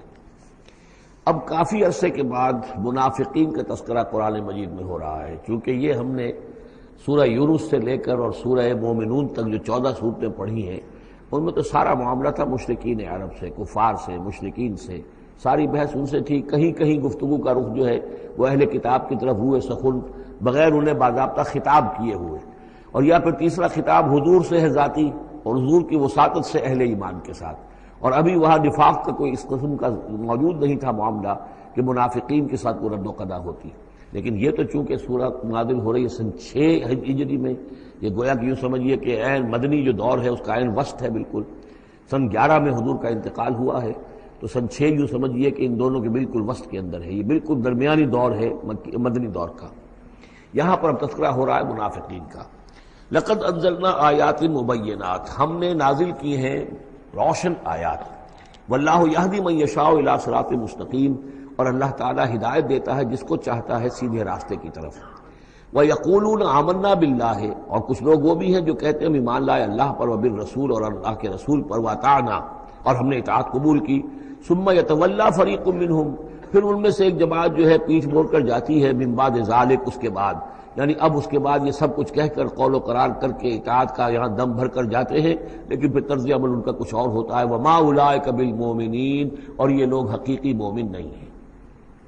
وَإِذَا دُعُوا إِلَى اللَّهِ وَرَسُولِهِ لِيَحْكُمَ بَيْنَهُمْ، اور جب انہیں پکارا جاتا ہے، بلایا جاتا ہے کہ آؤ اللہ کی طرف اور رسول کی طرف کہ ان کے مابین فیصلے کرے۔ یہ سورہ نساء میں ہم یہ سارے مضامین بڑی تفصیل سے پڑھ چکے ہیں۔ کہ وہ لوگ چاہتے تھے کہ اپنے مقدمات جو ہیں وہ یہودیوں کی عدالت میں لے جائیں، اس لیے کہ حضور کے ہاں انہیں اندیشہ ہوتا تھا کہ یہاں تو بالکل صحیح فیصلہ ہو جائے گا۔ تو اس طرح کا جو ان کا کردار تھا، جب انہیں بلایا جاتا ہے اللہ کے اور اس کے رسول کی طرف کہ آؤ کہ وہ فیصلہ کرے تمہارے مابین، اذا فریق منہم معرضون، تو ان میں سے ایک گروہ اور ایک جماعت ایسی ہے جو اعراض کرتی ہے اور کرنی کترا جاتی ہے۔ وَإِن يَكُن لَهُمُ الْحَقُّ يَأْتُوا إِلَيْهِ مُذْعِنِينَ، اور اگر ان کو معلوم ہو کہ حق ہمارے ساتھ ہے، یعنی ہم حق پر ہیں اس مقدمے میں، تو پھر وہ آتے ہیں بڑا یقین کا اظہار کرتے ہوئے، اذعان کے ساتھ اور یقین کے ساتھ اور اپنے ایمان کا اظہار کرتے ہوئے، کیونکہ انہیں یقین ہے کہ ہمارا کیس سچا ہے اور حضور کی عدالت میں ہم جائیں گے تو ہمارے حق میں فیصلہ ہو جائے گا، تو اب کوئی رکاوٹ نہیں۔ یاتوا الیہ مذعنین، خوب یقین کا اعتماد کا اظہار کرتے ہوئے آتے ہیں۔ افی قلوبہم مرض، کیا ان کے دلوں میں روگ ہے؟ ام ارتابوا، یا یہ شکوک میں مبتلا ہو گئے ہیں؟ ام یخافون ان یحیف اللہ علیہم، یا انہیں یہ اندیشہ ہے کہ اللہ تعالیٰ جو ہے ان کے ساتھ ناانصافی کرے گا، ورسولہ، اور اس کے رسول، بل اولئک هم الظالمون، نہیں بلکہ حقیقت میں یہی ظالم ہیں۔ ایمان کی اصل حقیقت سے چونکہ یہ محروم ہے، لہذا ساری غلطی ان کے اپنے کردار میں ہے۔ انما کان قول المؤمنین اذا دعوا الی اللہ ورسولہ لیحکم بینہم، جو حقیقی مومن ہوتے ہیں ان کو تو جب بلایا جاتا ہے اللہ کی طرف اور اس کے رسول کی طرف کہ وہ فیصلہ کرے ان کے مابین، تو ان کا قول تو یہی ہوتا ہے ان یقولوا سمعنا واطعنا، کہ وہ کہتے ہیں کہ ہم نے سنا اور ہم نے مانا، ہم حاضر ہیں، جو بھی فیصلہ محمد رسول اللہ کا ہوگا ہم اسے بصر و چشم تسلیم کریں گے۔ انما کان قول المؤمنین اذا دعوا الی اللہ ورسولہ لیحکم بینہم ان یقولوا سمعنا واطعنا واولئک هم المفلحون، اور یقیناً وہی لوگ ہیں جو پھر فلاح پانے والے ہیں۔ ومن یطع اللہ ورسولہ، اور جو اللہ کی اور اس کے رسول کی اطاعت کرتا ہے، ویخشى اللہ ویتقہ، اور اللہ کا خوف بھی رکھتا ہے، اس کا تقوی اختیار کرتا ہے، فاولئک هم الفائزون، تو یقیناً وہی لوگ ہیں کہ جو کامیاب ہونے والے ہیں۔ واقسموا باللہ جہد ایمانہم، اور وہ قسمیں کھا کھا کر کہتے ہیں، اللہ تعالیٰ کی قسمیں کھاتے ہیں اپنی امکانی حد تک، لئن امرتہم، اے نبی اگر آپ حکم دیں گے، لَيَخْرُجُنَّ، تو وہ لازماً نکل جائیں گے۔ آپ حکم دے دیا میں اب حاضر ہیں، ویسے میری یہ مجبوری ہے، یہ میری تکلیف ہے، یہ مسئلہ ہے، ویسے آپ حکم دیں گے اگر، تو میں بالکل حاضر ہوں۔ یہ آپ کو اب بھی معلوم ہوگا کہ ہماری جماعتی زندگیوں کے اندر یہ مسئلہ ہوتا ہے کہ کوئی امیر ہے، اس نے ایک بات کہی ہے، کھل کر اس نے کہہ دیا ہے کہ میں یہ چاہتا ہوں کہ معاملہ اس طرح کیا جائے۔ اب کچھ لوگ کرنے کتراتے ہیں، اچھا جی اگر آپ حکم دیں گے تو میں کروں گا۔ لیکن یہ کیا بات ہے، جب وہ امیر ہے آپ کا، وہ بات کہہ رہا ہے، تو اس کی بات کو آپ حکم کیوں نہیں سمجھ رہے؟ اسی طریقے سے حضور صلی اللہ علیہ وسلم نے جب فرما دیا ہے کہ نکلنا ہے، اب دشمن کے مقابلے کے لیے نکلو، اب آپ چاہتے ہیں پی کال کر کے حضور ایک ایک کی خوشامد کریں کہ آئیے آپ ضرور نکلیے، خدا کے لیے ضرور چلیے، یہ حضور کرنے والے نہیں ہیں۔ واقسموا باللہ جہد ایمانہم، اور یہ اللہ کی قسمیں کھا کھا کر کہتے ہیں اپنی امکانی حد تک، لئن امرتہم، اے نبی آپ کا حکم ہوگا تو میں حاضر ہوں، لیخرجن، ہم ضرور نکلیں گے۔ قل لا تقسموا، اے نبی ان سے کہیے تم قسمیں مت کھاؤ، طاعۃ معروفہ، معروف طریقے پر اطاعت اختیار کرو۔ تم نے اعلان کیا ہے کہ تم مجھ پر ایمان لائے ہو، تم نے اعلان کیا ہے کہ تم مجھے اللہ کا رسول سمجھتے ہو، اب جو میں کہہ رہا ہوں اسے قبول کرو، اختیار کرو۔ یہ کیا ہے کہ میں کسی کو ایک ایک کو علیحدہ علیحدہ حکم دوں؟ ان اللہ خبیر بما تعملون، یقیناً جو کچھ تم کر رہے ہو اللہ اس سے باخبر ہے۔ قل اطیعوا اللہ واطیعوا الرسول، اے نبی کہہ دیجئے۔ اب دیکھیے نوٹ کر لیجئے، سورہ نساء میں نے تفصیل سے آپ کو بیان کیا تھا کہ منافقین پر تین ہی چیزیں بھاری تھیں۔ نمبر ایک، حضور کی شخصی اطاعت کرنا، نمبر دو، جہاد اور قتال کے لیے نکلنا، نمبر تین، ہجرت۔ تین ایشوز کے اوپر بڑی تفصیل سے وہاں گفتگو ہو چکی ہے۔ یہاں اطاعت رسول کو جو ہے، جو پہلا مضمون تھا سورہ نساء میں، اسی کو زیادہ موقت کیا جا رہا ہے۔ قل اطیعوا اللہ واطیعوا الرسول، کہیے ان سے اطاعت کرو، اللہ کی اطاعت کرو، اس کے رسول کی صلی اللہ علیہ وسلم۔ فإن تولوا، پھر اگر یہ پیٹھ موڑ لے، اگر تم منہ پھیرو گے، اگر منہ موڑ لو گے، فإنما علیہ ما حمل، تو سن لو ہمارے نبی پر ذمہ داری ہے اس کام کی جو ہم نے ان پر ڈالا ہے، وعلیکم ما حملتم، اور تم سے باز پرس ہوگی اس کی جو تمہارے اوپر ڈالا گیا ہے۔ یعنی نبی نے جو ذمہ داری تھی اللہ کا دین تم تک پہنچایا، اللہ کے احکام پہنچا دیے، ان کا کام جو ہے اس پر ختم ہو گیا۔ اب اطاعت کرنا، اس کی تعمیل کرنا، اس کے حکم پر چلنا، اللہ کے دین کے لیے تن من دھن لگانا، اور یہ سارا کام تمہیں کرنا ہے۔ تو جو ان کی ذمہ داری ہے وہ ادا کریں گے، اور اللہ کے ہاں ان سے ان کے بارے میں سوال کر لیا جائے گا، اور جو تمہاری ذمہ داری ہے ظاہر بات ہے کہ اس کے جواب بھی تمہیں کرنی ہے۔ اس میں یہ بھی ہوتا ہے بسا اوقات کہ کسی شخص کو یہ گمان ہو جائے، ظاہر بات ہے میں نے آپ کو سنایا تھا کہ ایک شخص نے کہہ دیا تھا حضور سے، اے دل یا محمد، اے محمد عدل سے کام لیجیے صلی اللہ علیہ وسلم. بڑی گستاخی کے ساتھ اس نے کہا، گویا کہ الزام لگایا کہ آپ یہ جو صدقات کی جو تقسیم کر رہے ہیں یا مال غنیمت تقسیم کر رہے ہیں اس میں آپ عدل سے کام نہیں لے رہے. تو حضور نے بھی غصے میں جواب دیا تھا کہ انما عدل فلم یا عدل، اگر میں عدل نہیں کروں گا تو کون کرے گا. اسی طریقے سے ہو سکتا ہے کسی جماعتی زندگی کے اندر کوئی امیر ہے اور اس سے کوئی شخص یہ محسوس کرے اس کا ساتھی کہ مجھ پر زیادتی کی ہے انہوں نے، امیر نے زیادتی کی ہے. کوئی بات نہیں، امیر نے زیادتی کی ہے تو امیر اس کی جواب دہی اللہ کے ہاں کر لے گا، اللہ تعالیٰ کے ہاں جواب دہی ہو جائے گی. اور اگر ہو سکتا ہے اس کے کچھ جو بھی نیکیاں ہے وہ تمہارے حساب میں اللہ تعالیٰ درج کر دے، لینا دینا وہاں ہو جائے گا، ڈیبٹ کریڈٹ ہو جائے گا. لیکن اس کا مطلب یہ ہو کہ ناراض ہو کر بیٹھ رہا ہو کہ اب اپنی ذمہ داریاں ادا نہیں ہو رہی، تو پھر تو جواب دہی تمہاری ہو جائے گی اللہ کے ہاں، ایکسپلینیشن کال تمہاری ہو جائے گی کہ ناراض ہو کر بیٹھ رہے ہیں کیونکہ انہوں نے میرے ساتھ یہ کیا ہے لہذا میں بس اب کام کچھ نہیں کروں گا. یہ تو گویا کہ ایک منفی طرز عمل ہے. تمہیں جواب دہی کرنی ہے اپنے فرائض کی، اپنی ذمہ داریوں کی. تو یہ جماعتی زندگی سے متعلق بعض بہت اہم ہیں جو مباحث اس سورہ مبارکہ میں آئے ہیں، اور ان میں سے بعض ہمارا جو منتخب نصاب نمبر 2 ہے جو اس سورہ مبارکہ کی آخری آیات ہیں وہ اس کے ایک درس کی حیثیت سے اس میں شامل ہیں. جو جماعتی زندگی جو ہے جب ایک جماعت بنانی پڑے گی، اگر دین کا کام کرنا ہے تو اکیلے اکیلے تو نہیں ہو سکتا. جماعت کا نظم ہو، ایک ڈسپلن ہو، ایک حزب اللہ وجود میں آئے جو سورہ مائدہ میں ہم دیکھ آئے ہیں، فَإِنَّ حِزْبَ اللَّهِ هُمُ الْغَالِبُونَ. غلبہ جو ہے تو وہ حزب اللہ کو اللہ تعالیٰ دیتا ہے. ید اللہ علی الجماعہ، جماعت کے اوپر اللہ کا ہاتھ ہے، جماعت کی کو اللہ کی نصرت اور تائید حاصل ہوتی ہے. اس جماعتی زندگی کے بعد ایسے نفسیاتی معاملات ہوتے ہیں اور اس کے اندر بعض ایسے حساس مسائل ہوتے ہیں کہ جن کے بارے میں بڑی عمدہ رہنمائی دی گئی ہے مختلف مقامات پر. ان پر ہم نے پھر مرتب کیا ہے منتخب نصاب، مطالعہ قرآن حکیم کا منتخب نصاب نمبر 2. قل اطیعوا اللہ واطیعوا الرسول فإن تولوا فإنما علیہ ما حمل. ان پر جو ذمہ ہے وہ ان کی اپنی ذمہ داری کا، اور جو تمہارے اوپر جو بوجھ ہے جو تمہاری مسئولیت ہے وہ تمہاری ذمہ داری کی. وَإِن تُطِيعُوهُ تَهْتَدُوا. جان لو یہ اللہ کے رسول ہیں، اگر تم ان کی اطاعت پر کاربند رہو گے تبھی تم ہدایت یافتہ ہوگے. وَمَا عَلَى الرَّسُولِ إِلَّا الْبَلَاغُ الْمُبِينُ. اور ہمارے رسول پر سوائے صاف صاف پہنچا دینے کے اور کوئی ذمہ داری نہیں ہے.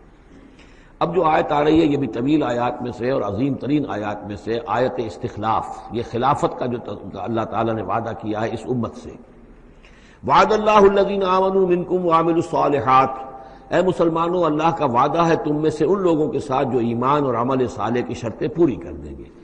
یہ نام کے مسلمان، نسلی مسلمان جو اللہ کے حکم پر چلتے بھی نہ ہوں، اللہ کے احکام کے مطابق عمل نہ کرتے ہوں، دین کے لیے تن من دھن لگانے کو تیار نہ ہوں، ان سے یہ وعدہ نہیں ہے. وعدہ ہے حقیقی اہل ایمان جو ایمان حقیقی کی شرط پوری کرے اور ایمان کے جو عملی تقاضے ہیں ان کو بھی بجا لائے. وعد اللہ الذین آمنوا منکم وعملوا الصالحات لیستخلفنہم فی الارض. کہ وہ انہیں زمین میں خلافت عطا کرے گا، حکومت عطا کرے گا، غلبہ عطا کرے گا. کما استخلف الذین من قبلہم، جیسے کہ اس نے خلافت عطا کی تھی ان کو جو ان سے پہلے تھے. حضرت داؤد کو، حضرت طالوت کو، حضرت سلیمان کو جو خلافت دی گئی، بعد میں بھی مکابی حکومت قائم ہوئی ہے، اس میں بھی خلافت قائم ہوئی.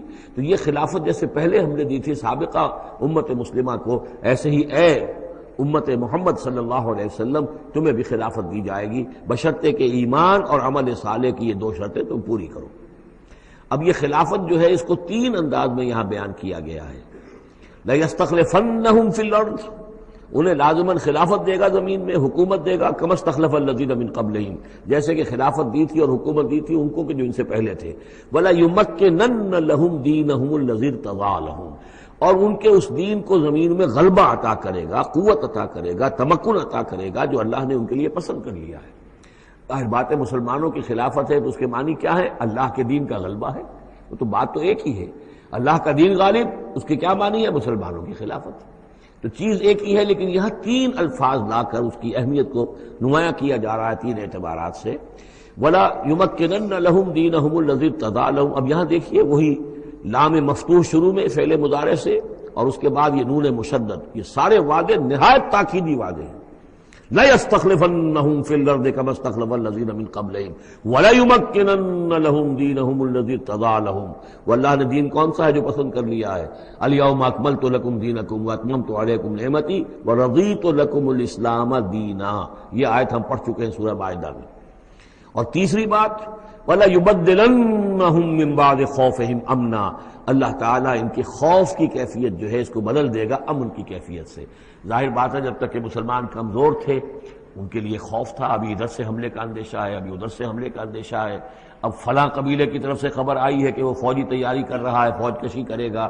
وہ خوف کی ایک کیفیت تھی جو ہر وقت طاری رہی ہے۔ ایمرجنسی کی کیفیت جو ہے مدینہ منورہ میں یوں سمجھیے کہ پورے 5 برس ایمرجنسی رہی ہے، ہر وقت ہر آن اندیشہ ہوتا تھا، خبریں آ رہی ہیں اب ادھر سے کوئی قبیلہ حملہ کرنے والا ہے، اب یہ مکے میں کوئی ان کی ملاقاتیں ہوئی ہیں، کوئی سازش ہوئی ہے، ابھی کوئی خط چلا گیا ابو عامر راہب کا کوئی مشن ہے، یہ ساری خبریں آتی تھیں۔ لیکن یہ کہ اب اس کے بعد وہ وقت آ جائے گا کہ ان کا جو خوف کی کیفیت ہے بدل جائے گی امن سے۔ یعبدوننی لا یشرکون بی شیئا، میں یہاں اس کو سمجھتا ہوں مستقبل سے متعلق، جب ایسا ہو جائے گا تو پھر وہ میری بندگی کریں گے کہ اس میں کسی شے کی شرک جو ہے گوارا نہیں کریں گے۔ جب تک اللہ کی حکومت نہیں ہے تو ظاہر بات ہے کچھ نہ کچھ شرک تو ہو ہی رہا ہے۔ اب ہم یہاں رہ رہے ہیں، پاکستان میں رہ رہے ہیں، اللہ کا دین تو قائم نہیں ہے، قانون کس کا ہے؟ اللہ کا تو نہیں ہے۔ تو گویا کہ ہم قومی اعتبار سے، اجتماعی اعتبار سے کفر اور شرک میں زندگی بسر کر رہے ہیں۔ ہاں ہمارا اپنا کوئی عقیدہ فرض کیجئے ہے بھی ٹھیک، بالکل مشرکانہ اوہام سے ہم نے اپنے آپ کو پاک کر لیا ہے، اور توحید فی العقیدہ ہماری بالکل صحیح ہے، لیکن سوال یہ کہ ہم اس ملک کے شہری ہیں، اس ملک کا دستور ہے، اس ملک کے اندر جو ہے اللہ کی حکومت اور اللہ کے قانون کی بالادستی نہیں ہے، تو اس کے کیا معنی؟ ہم بھی اس کے شہری ہونے کی حیثیت سے اس میں ملوث ہیں۔ تو یہ ہے کہ یہ توحید کامل اس وقت ہوگی جب یکون الدین کلہ للہ، جب دین کل کا کل اللہ کے لیے ہو جائے گا۔ عملاً توحید کی تکمیل اس وقت ہوگی۔ یعبدوننی، میری بندگی کریں گے، لا یشرکون بی شیئا، اور میرے ساتھ کسی شے کو شریک نہیں کریں گے۔ ومن کفر بعد ذلک فاولئک هم الفاسقون، اور جو اس کے بعد بھی کفر کریں تو پھر وہ تو فاسق ہیں، ناہنجار ہیں، سرکش ہیں۔ اس کے بھی دو معنی ہو سکتے ہیں، جب دین کا غلبہ ہو گیا پھر بھی جو کفر کرے وہ تو معلوم ہوا کہ اس کے اندر خیر سرے سے ہے ہی نہیں۔ ایک یہ ہے کہ باطل کا غلبہ ہے، باطل کے غلبے میں کسی بندہ مومن کے لیے ایمان لانا مشکل ہے، ایمان پر قائم رہنا مشکل ہے، اسلام پر عمل کرنا مشکل ہے۔ لیکن جب دین غالب ہو گیا ہو تو اب تو ظاہر بات ہے کہ اب تو ساری رکاوٹیں دور ہو گئیں۔ اب تو ایک شخص کی کسی کی اپنی فطرت ہی میں کجی آ چکی ہے، کوئی پرورٹڈ نیچر کا شخص ہے تبھی وہ رہے گا کہ جو اسلام سے دور رہے۔ ومن کفر بعد ذلک فاولئک هم الفاسقون، اور میرے نزدیک اس کا ایک مفہوم یہ بھی ہے کہ ہمارے ان 3 پختہ وعدوں کے بعد بھی جو شخص کمر ہمت نہ کس لے اور اس کام کے لیے کھڑا نہ ہو جائے، گویا کہ وہ ہماری بات کا کفر کر رہا ہے، انکار کر رہا ہے، اسے ہمارے ان وعدوں پر یقین نہیں ہے۔ ومن کفر بعد ذلک فاولئک هم الفاسقون، تو وہ تو گویا کہ فاسق ہے اور سرکش ہے اور ناہنجار ہے۔ اس آیت کو ذہن میں رکھیے، اس حدیث کو آج میں چاہتا ہوں کہ اس کا متن بھی آپ کو سنا دوں کہ اس کی خبر دی ہے محمد رسول اللہ صلی اللہ علیہ وسلم نے۔ تاریخی اعتبار سے تو یہ نوٹ کر لیجئے، یہ سن 6 ہی کے اندر، ابتدائی میں سن 6 کے یہ آیت نازل ہوئی۔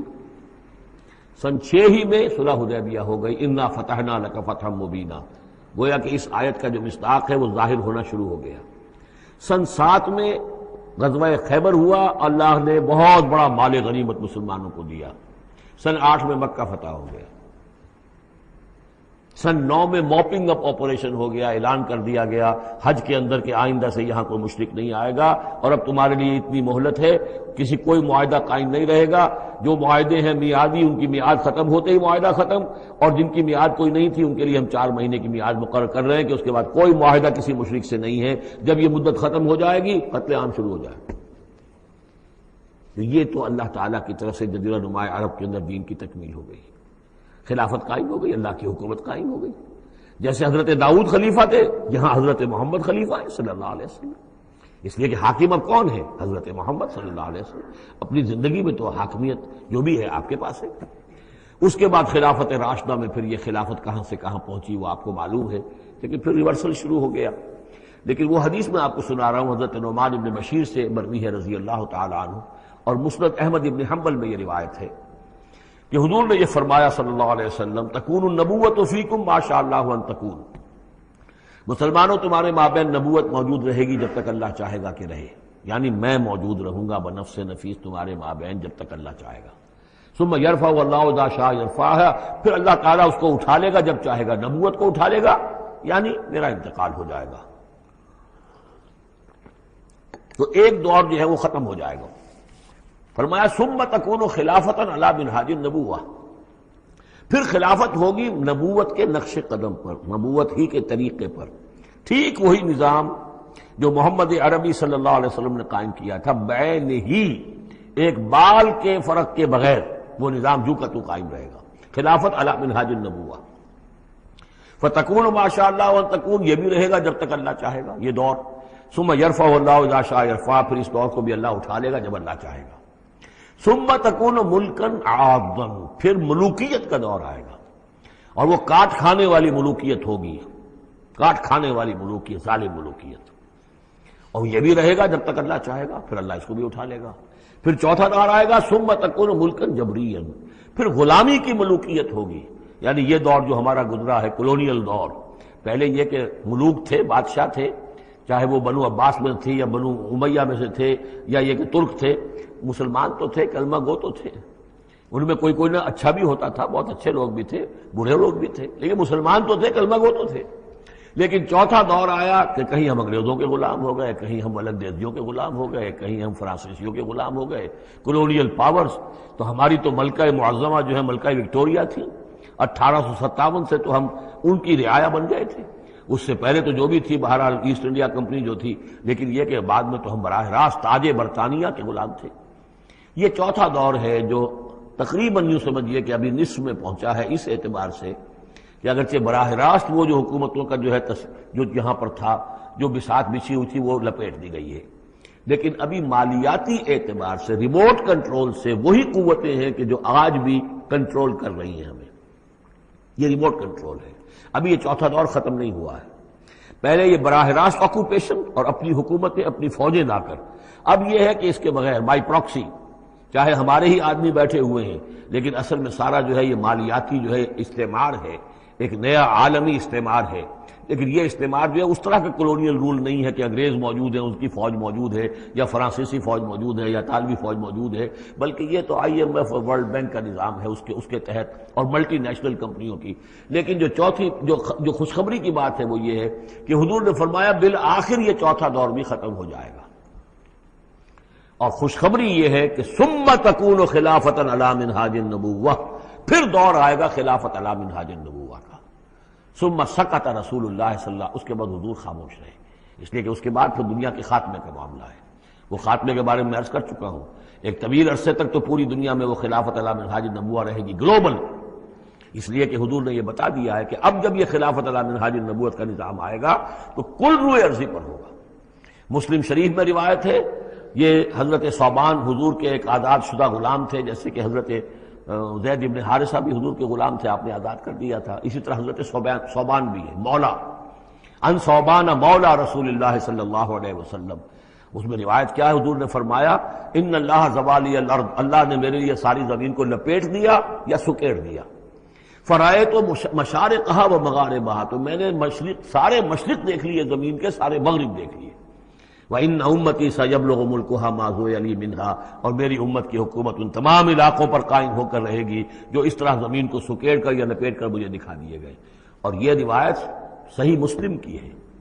اسی طرح کی ایک اور حدیث ہے حضرت مقداد بن الاسود سے رضی اللہ تعالی عنہ کہ اس روئے ارضی پر کوئی گھر اور کوئی خیمہ نہیں بچے گا، یعنی سیٹلڈ جو علاقے ہیں جہاں گھر ہیں، شہر ہیں، گھر بنے ہوئے ہیں، مکان بنے ہوئے ہیں، یا نومیڈک ٹرائبز جہاں بھی ہیں کہ وہ اپنے خیمے لے کے ادھر سے ادھر جاتے رہتے ہیں، نہ کوئی گھر بچے گا، نہ خیمہ جس میں اللہ کا دین داخل نہ ہو جائے، بعز عزیز اور ذل ذلیل۔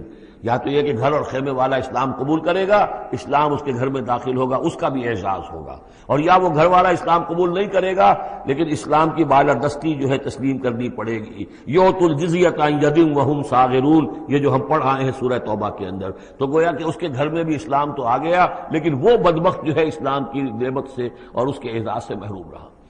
یہ ہے وہ خبر کہ جو ہے صحیح احادیث ہیں، اور یہ منطقی طور پر بھی سمجھ لیجئے کہ قرآن مجید میں یہ بات واضح کر دی گئی کہ حضور کو بھیجا گیا غلبہ دین کے لیے، 3 دفعہ فرمایا، سورہ توبہ میں ہم پڑھ چکے ہیں، 2 مرتبہ آگے اور آنا ہے، هو الذی ارسل رسولہ بالہدی ودین الحق لیظہرہ علی الدین کلہ، اور 5 مرتبہ فرمایا کہ حضور کو بھیجا گیا پوری نوع انسانی کے لیے۔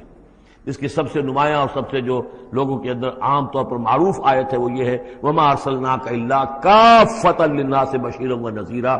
ویسے ہم پڑھ آئے سورہ انبیاء میں وَمَا أَرْسَلْنَاكَ إِلَّا رَحْمَةً لِلْعَالَمِينَ، اس کا بھی مفہوم یہی ہے، تمام جہان والوں کے لیے ہم نے بھیجا ہے آپ کو رحمت بنا کر، اور ہم نے نہیں بھیجا ہے محمد آپ کو مگر پوری دنیا کے لیے، پوری نوع انسانی کے لیے بشیر اور نذیر بنا کر۔ ان دونوں کو جوڑیں تو اس کا منطقی نتیجہ بھی یہ ہے کہ حضور کی بعثت کا مقصد مکمل ہوگا ہی اس وقت جبکہ کل عالم انسانیت پر دین حق غالب ہو جائے، اور یہ ہو کر لینا ہے۔ وَمَنْ كَفَرَ بَعْدَ ذَلِكَ فَأُولَٰئِكَ هُمُ الْفَاسِقُونَ وَأَقِیمُوا الصَّلَاةَ وَآتُوا الزَّکَاةَ، اور نماز قائم کرو اور زکوٰۃ ادا کرو، وَأَطِیعُوا الرَّسُولَ لَعَلَّکُمْ تُرْحَمُونَ، رسول کی اطاعت کرو تاکہ تم پر رحم کیا جائے۔ چونکہ روح سخن منافقین کی طرف ہے، اور میں نے آپ کو بتایا تھا ان پر جو شاخ گزر رہی تھی وہ در حقیقت رسول کی اطاعت تھی۔ بار بار کہتے تھے یہ اپنے جی سے بات کہہ دیتے ہیں، آیت تو ابھی اتری نہیں، ابھی کوئی آیت تو آئی نہیں، قرآن میں تو ابھی یہ حکم آیا نہیں۔ یہ معاملہ جو ہے ان کو شاخ گزر رہا تھا حضور کی اطاعت۔ وَأَقِیمُوا الصَّلَاةَ وَآتُوا الزَّکَاةَ، اور نماز قائم کرو اور زکوٰۃ ادا کرو، وَأَطِیعُوا الرَّسُولَ لَعَلَّکُمْ تُرْحَمُونَ، اور اللہ رسول کی اطاعت کرو تاکہ تم پر رحم کیا جائے۔ لَا تَحْسَبَنَّ الَّذِينَ كَفَرُوا مُعْجِزِينَ فِي الْأَرْضِ، یہ کافر یہ نہ سمجھیں کہ وہ اللہ کو تھکا دیں گے یا ہرا دیں گے اس زمین میں، وَمَأْوَاهُمُ النَّارُ، ان کا ٹھکانہ آگ ہے، وَلَبِئْسَ الْمَصِيرُ، اور بہت برا ٹھکانہ ہے۔ یا ایھا الذین آمنوا لیستأذنکم الذین ملکت ایمانکم، اب وہی جو سماجی احکام کچھ دیے گئے تھے کہ اذن لیے بغیر تم داخل نہ ہو گھر میں، اور اس طرح کے آداب جو ہیں معاشرتی ان کے ضمن میں مزید احکام آ رہے ہیں۔ یہ سورہ مبارکہ کی ترتیب یہ ہے، یوں سمجھیے کہ جیسے کوئی انگوٹھی ہو اور بڑا سا ہیرا جو ہے لگا ہوا، دونوں طرف جو ہے وہ اس کا پتلے سائڈ سے، یہ ہار ہے، اور اس کے نیچے جو ہے درمیان میں کوئی بڑا ہیرا ہے، دوسری طرف موتی ہیں۔ اس کے بالکل وسط میں 5واں رکوع ہے، یہ اللہ نور السماوات والارض مثل نورہ کمشکاۃ فیہا مصباح، اور آیت نمبر 35 وہ عظیم کوہ نور ہیرے کے مانند ہے۔ پھر دونوں طرف جو ہے یہ مضامین ہیں، کچھ ادھر ہیں سماجی احکام، کچھ ادھر ہیں سماجی احکام، اور اس طریقے سے یہ ایک عظیم بہت خوبصورت ہار کی شکل بن گئی۔ لیستأذنکم الذین ملکت ایمانکم، چاہیے کہ جو تمہارے غلام ہیں اور باندیاں ہیں وہ بھی اجازت لے کے اندر داخل ہوا کریں۔ والذین لم یبلغوا الحلم، اور وہ لوگ بھی تمہارے کہ جو کہ ابھی وہ بالغ نہیں ہوئے ہیں وہ بچے بھی، منکم ثلاث مرات، 3 اوقات دن رات کے ایسے ہیں کہ جن میں خاص طور پر جو پرائیویسی کا اہتمام ہونا چاہیے، اور اس میں یہ کہ کوئی بھی اجازت لیے بغیر بچے بھی نہ جائیں۔ من قبل صلاۃ الفجر، ایک تو فجر کی نماز سے قبل، وحین تضعون ثیابکم من الظہیرۃ، اور جو تم ظہر کے وقت ظہیرہ جس کو کہتے ہیں، اپنے کپڑے ذرا اتار کے سستاتے ہو، قیلولہ کرتے ہو، ہلکے کپڑوں کے اندر انسان لیٹتا ہے۔ ومن بعد صلاۃ العشاء، اور نماز عشاء کے بعد۔ ثلاث عورات لکم، یہ 3 اوقات تمہارے پردے کے اوقات ہیں، یہ تمہاری خاص پرائیویسی کے اوقات ہیں۔ لیس علیکم ولا علیہم جناح بعدہن، ان کے علاوہ عام حالات میں کوئی حرج نہیں ہے، بعدہن کہ وہ یعنی وہی تمہارے ملازم ہیں، تمہارے غلام ہیں یا باندیاں ہیں، یا اسی طریقے سے تمہارے بچے ہیں، طوافون علیکم بعضکم علی بعض، وہ آئیں جائیں گھروں کے اندر، ظاہر بات ہے کہ اس کمرے میں آئے ہیں اس میں گئے ہیں، اس میں کوئی حرج نہیں ہے کہ وہ آئیں جائیں اور پھریں۔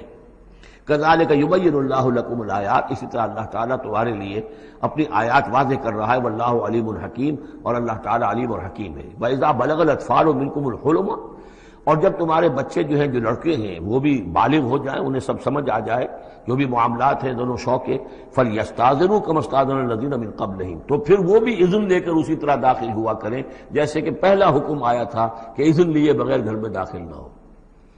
کذالک یبین اللہ لکم آیاتہ، اس طرح اللہ تعالیٰ تمہارے لیے اپنی آیات کو واضح کر رہا ہے، واللہ علیم الحکیم، اللہ علیم اور حکیم ہے۔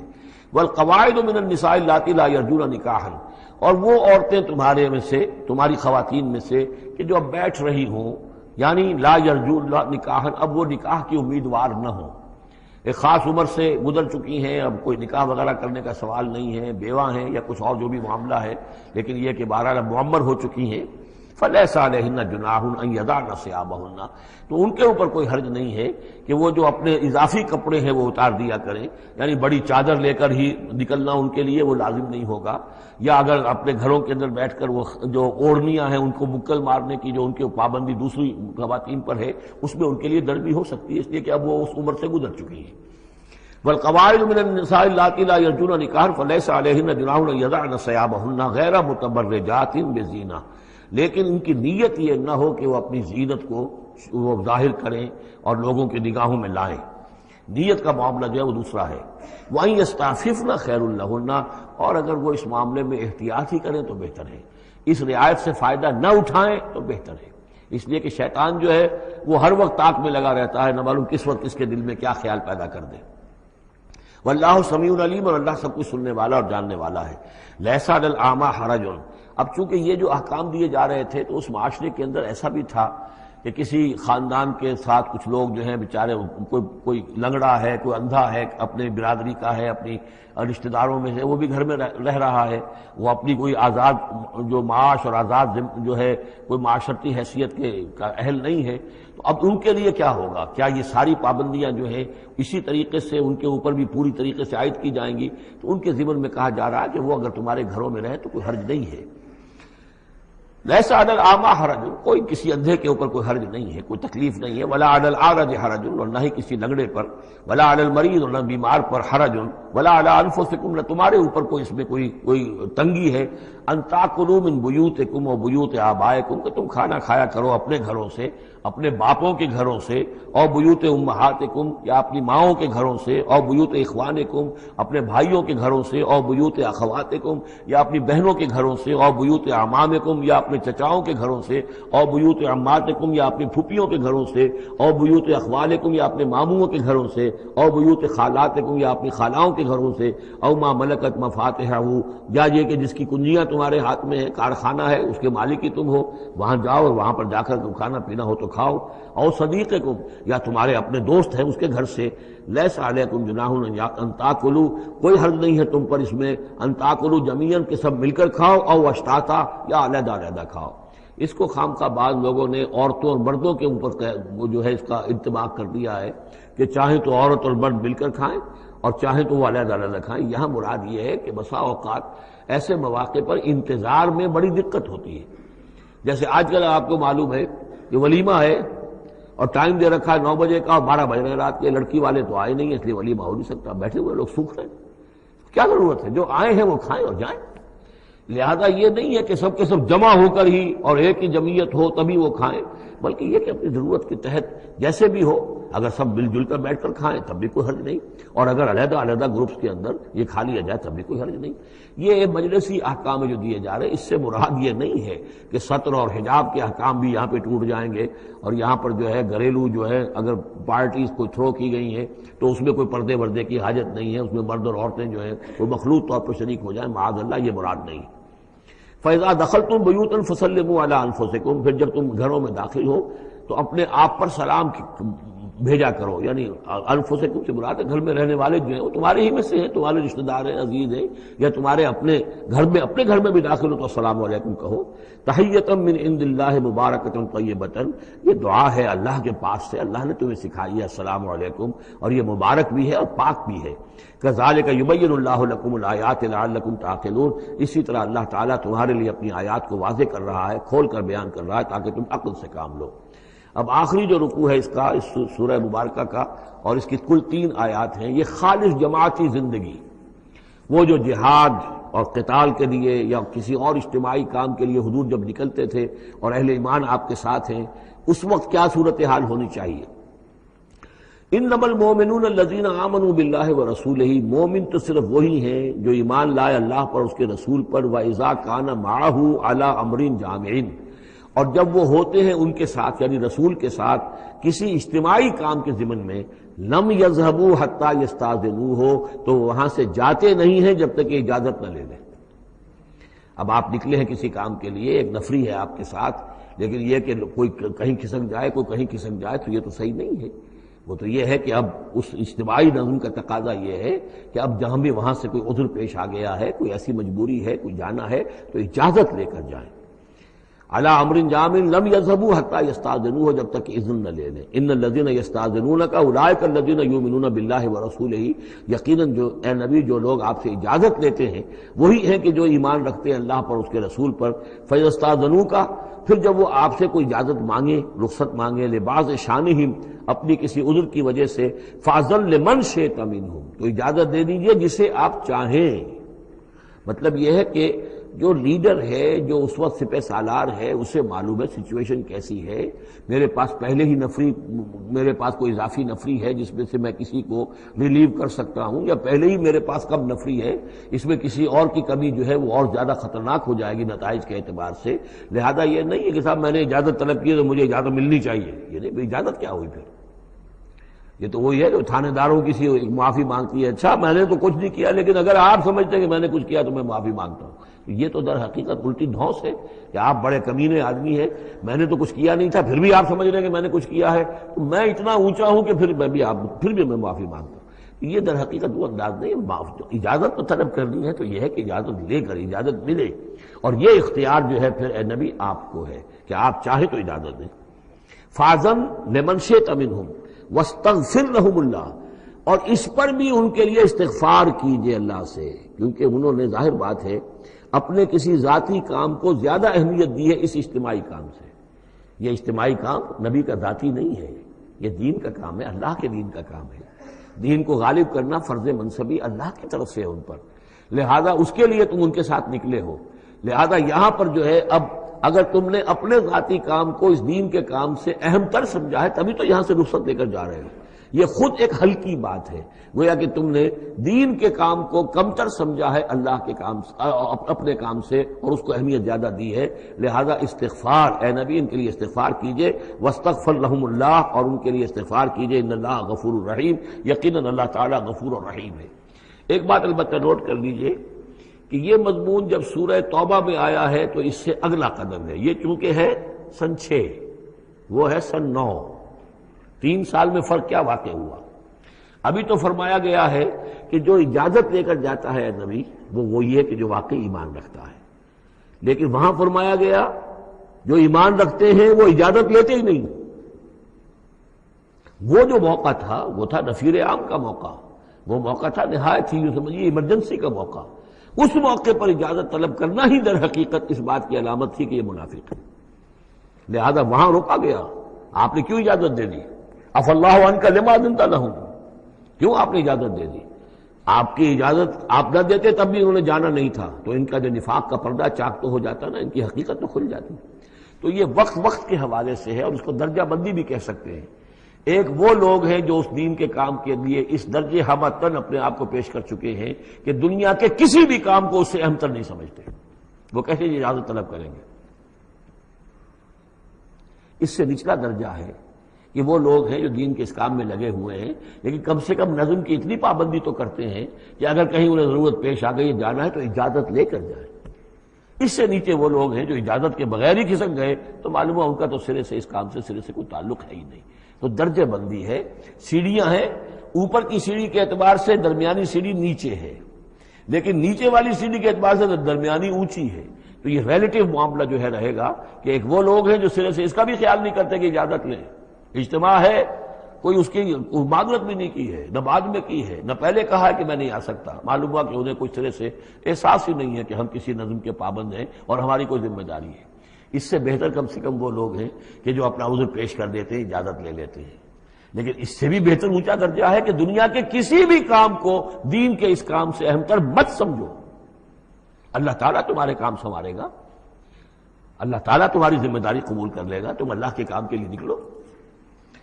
لا تجعلوا دعاء الرسول بینکم کدعاء بعضکم بعضا، تم یہ رسول کا بلانا اپنے مابین ایسے نہ سمجھ لو جیسے تمہارا آپس میں ایک دوسرے کو بلانا ہوتا ہے۔ بلانا یہ بھی ہے، آپ نے کسی کو دعوت دی، میرے گھر آئیے کھانا کھائیے، رسول نے دعوت دی، کیا یہ برابر ہو جائے گا معاملہ؟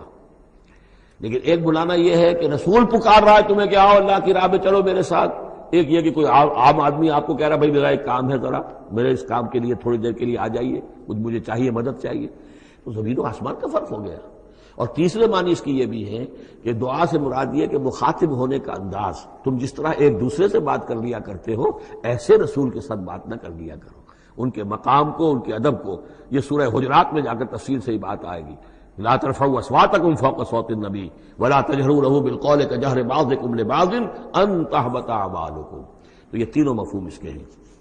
قد یعلم اللہ الذین یتسللون منکم لواذا، اللہ کو خوب معلوم ہے تم میں سے وہ لوگ جو اوٹ لے کر کھسک جاتے ہیں، یعنی کہیں نکلے تو ہیں درج ہو گیا کہ یہ بھی جانے والوں میں ہے، کہیں دیکھا کہ کوئی دیکھ نہیں رہا کھسک گئے، یا اجتماع ہے بیٹھے ہوئے ہیں وہیں پر اب بات آئی ہے کہ اب ایک مہم درپیش ہے، اب انہیں سمجھ میں آ گیا کہ اب نام مانگے جائیں گے، کون لوگ اس کے لیے اپنے آپ کو والنٹیئر کرتے ہیں، تو اس سے پہلے کہ وہ مرحلہ آئے وہ وہاں سے کھسک جائیں۔ یتسللون منکم، جو سٹک جاتے ہیں کھسک جاتے ہیں آنکھ بچا کر لواذا، فلیحذر الذین یخالفون عن امرہ، تو انہیں ڈرنا چاہیے کہ جو رسول کے معاملے میں رسول کے بات کی مخالفت کرتے ہیں، ان تصیبہم فتنۃ، کہ ان پر کوئی عذاب اللہ کی طرف سے آ جائے، کوئی پکڑ آ جائے، کوئی بہت بڑی آزمائش آ جائے، اور یصیبہم عذاب علیم، یا ان کے اوپر کوئی بہت بڑا دردناک عذاب آ جائے۔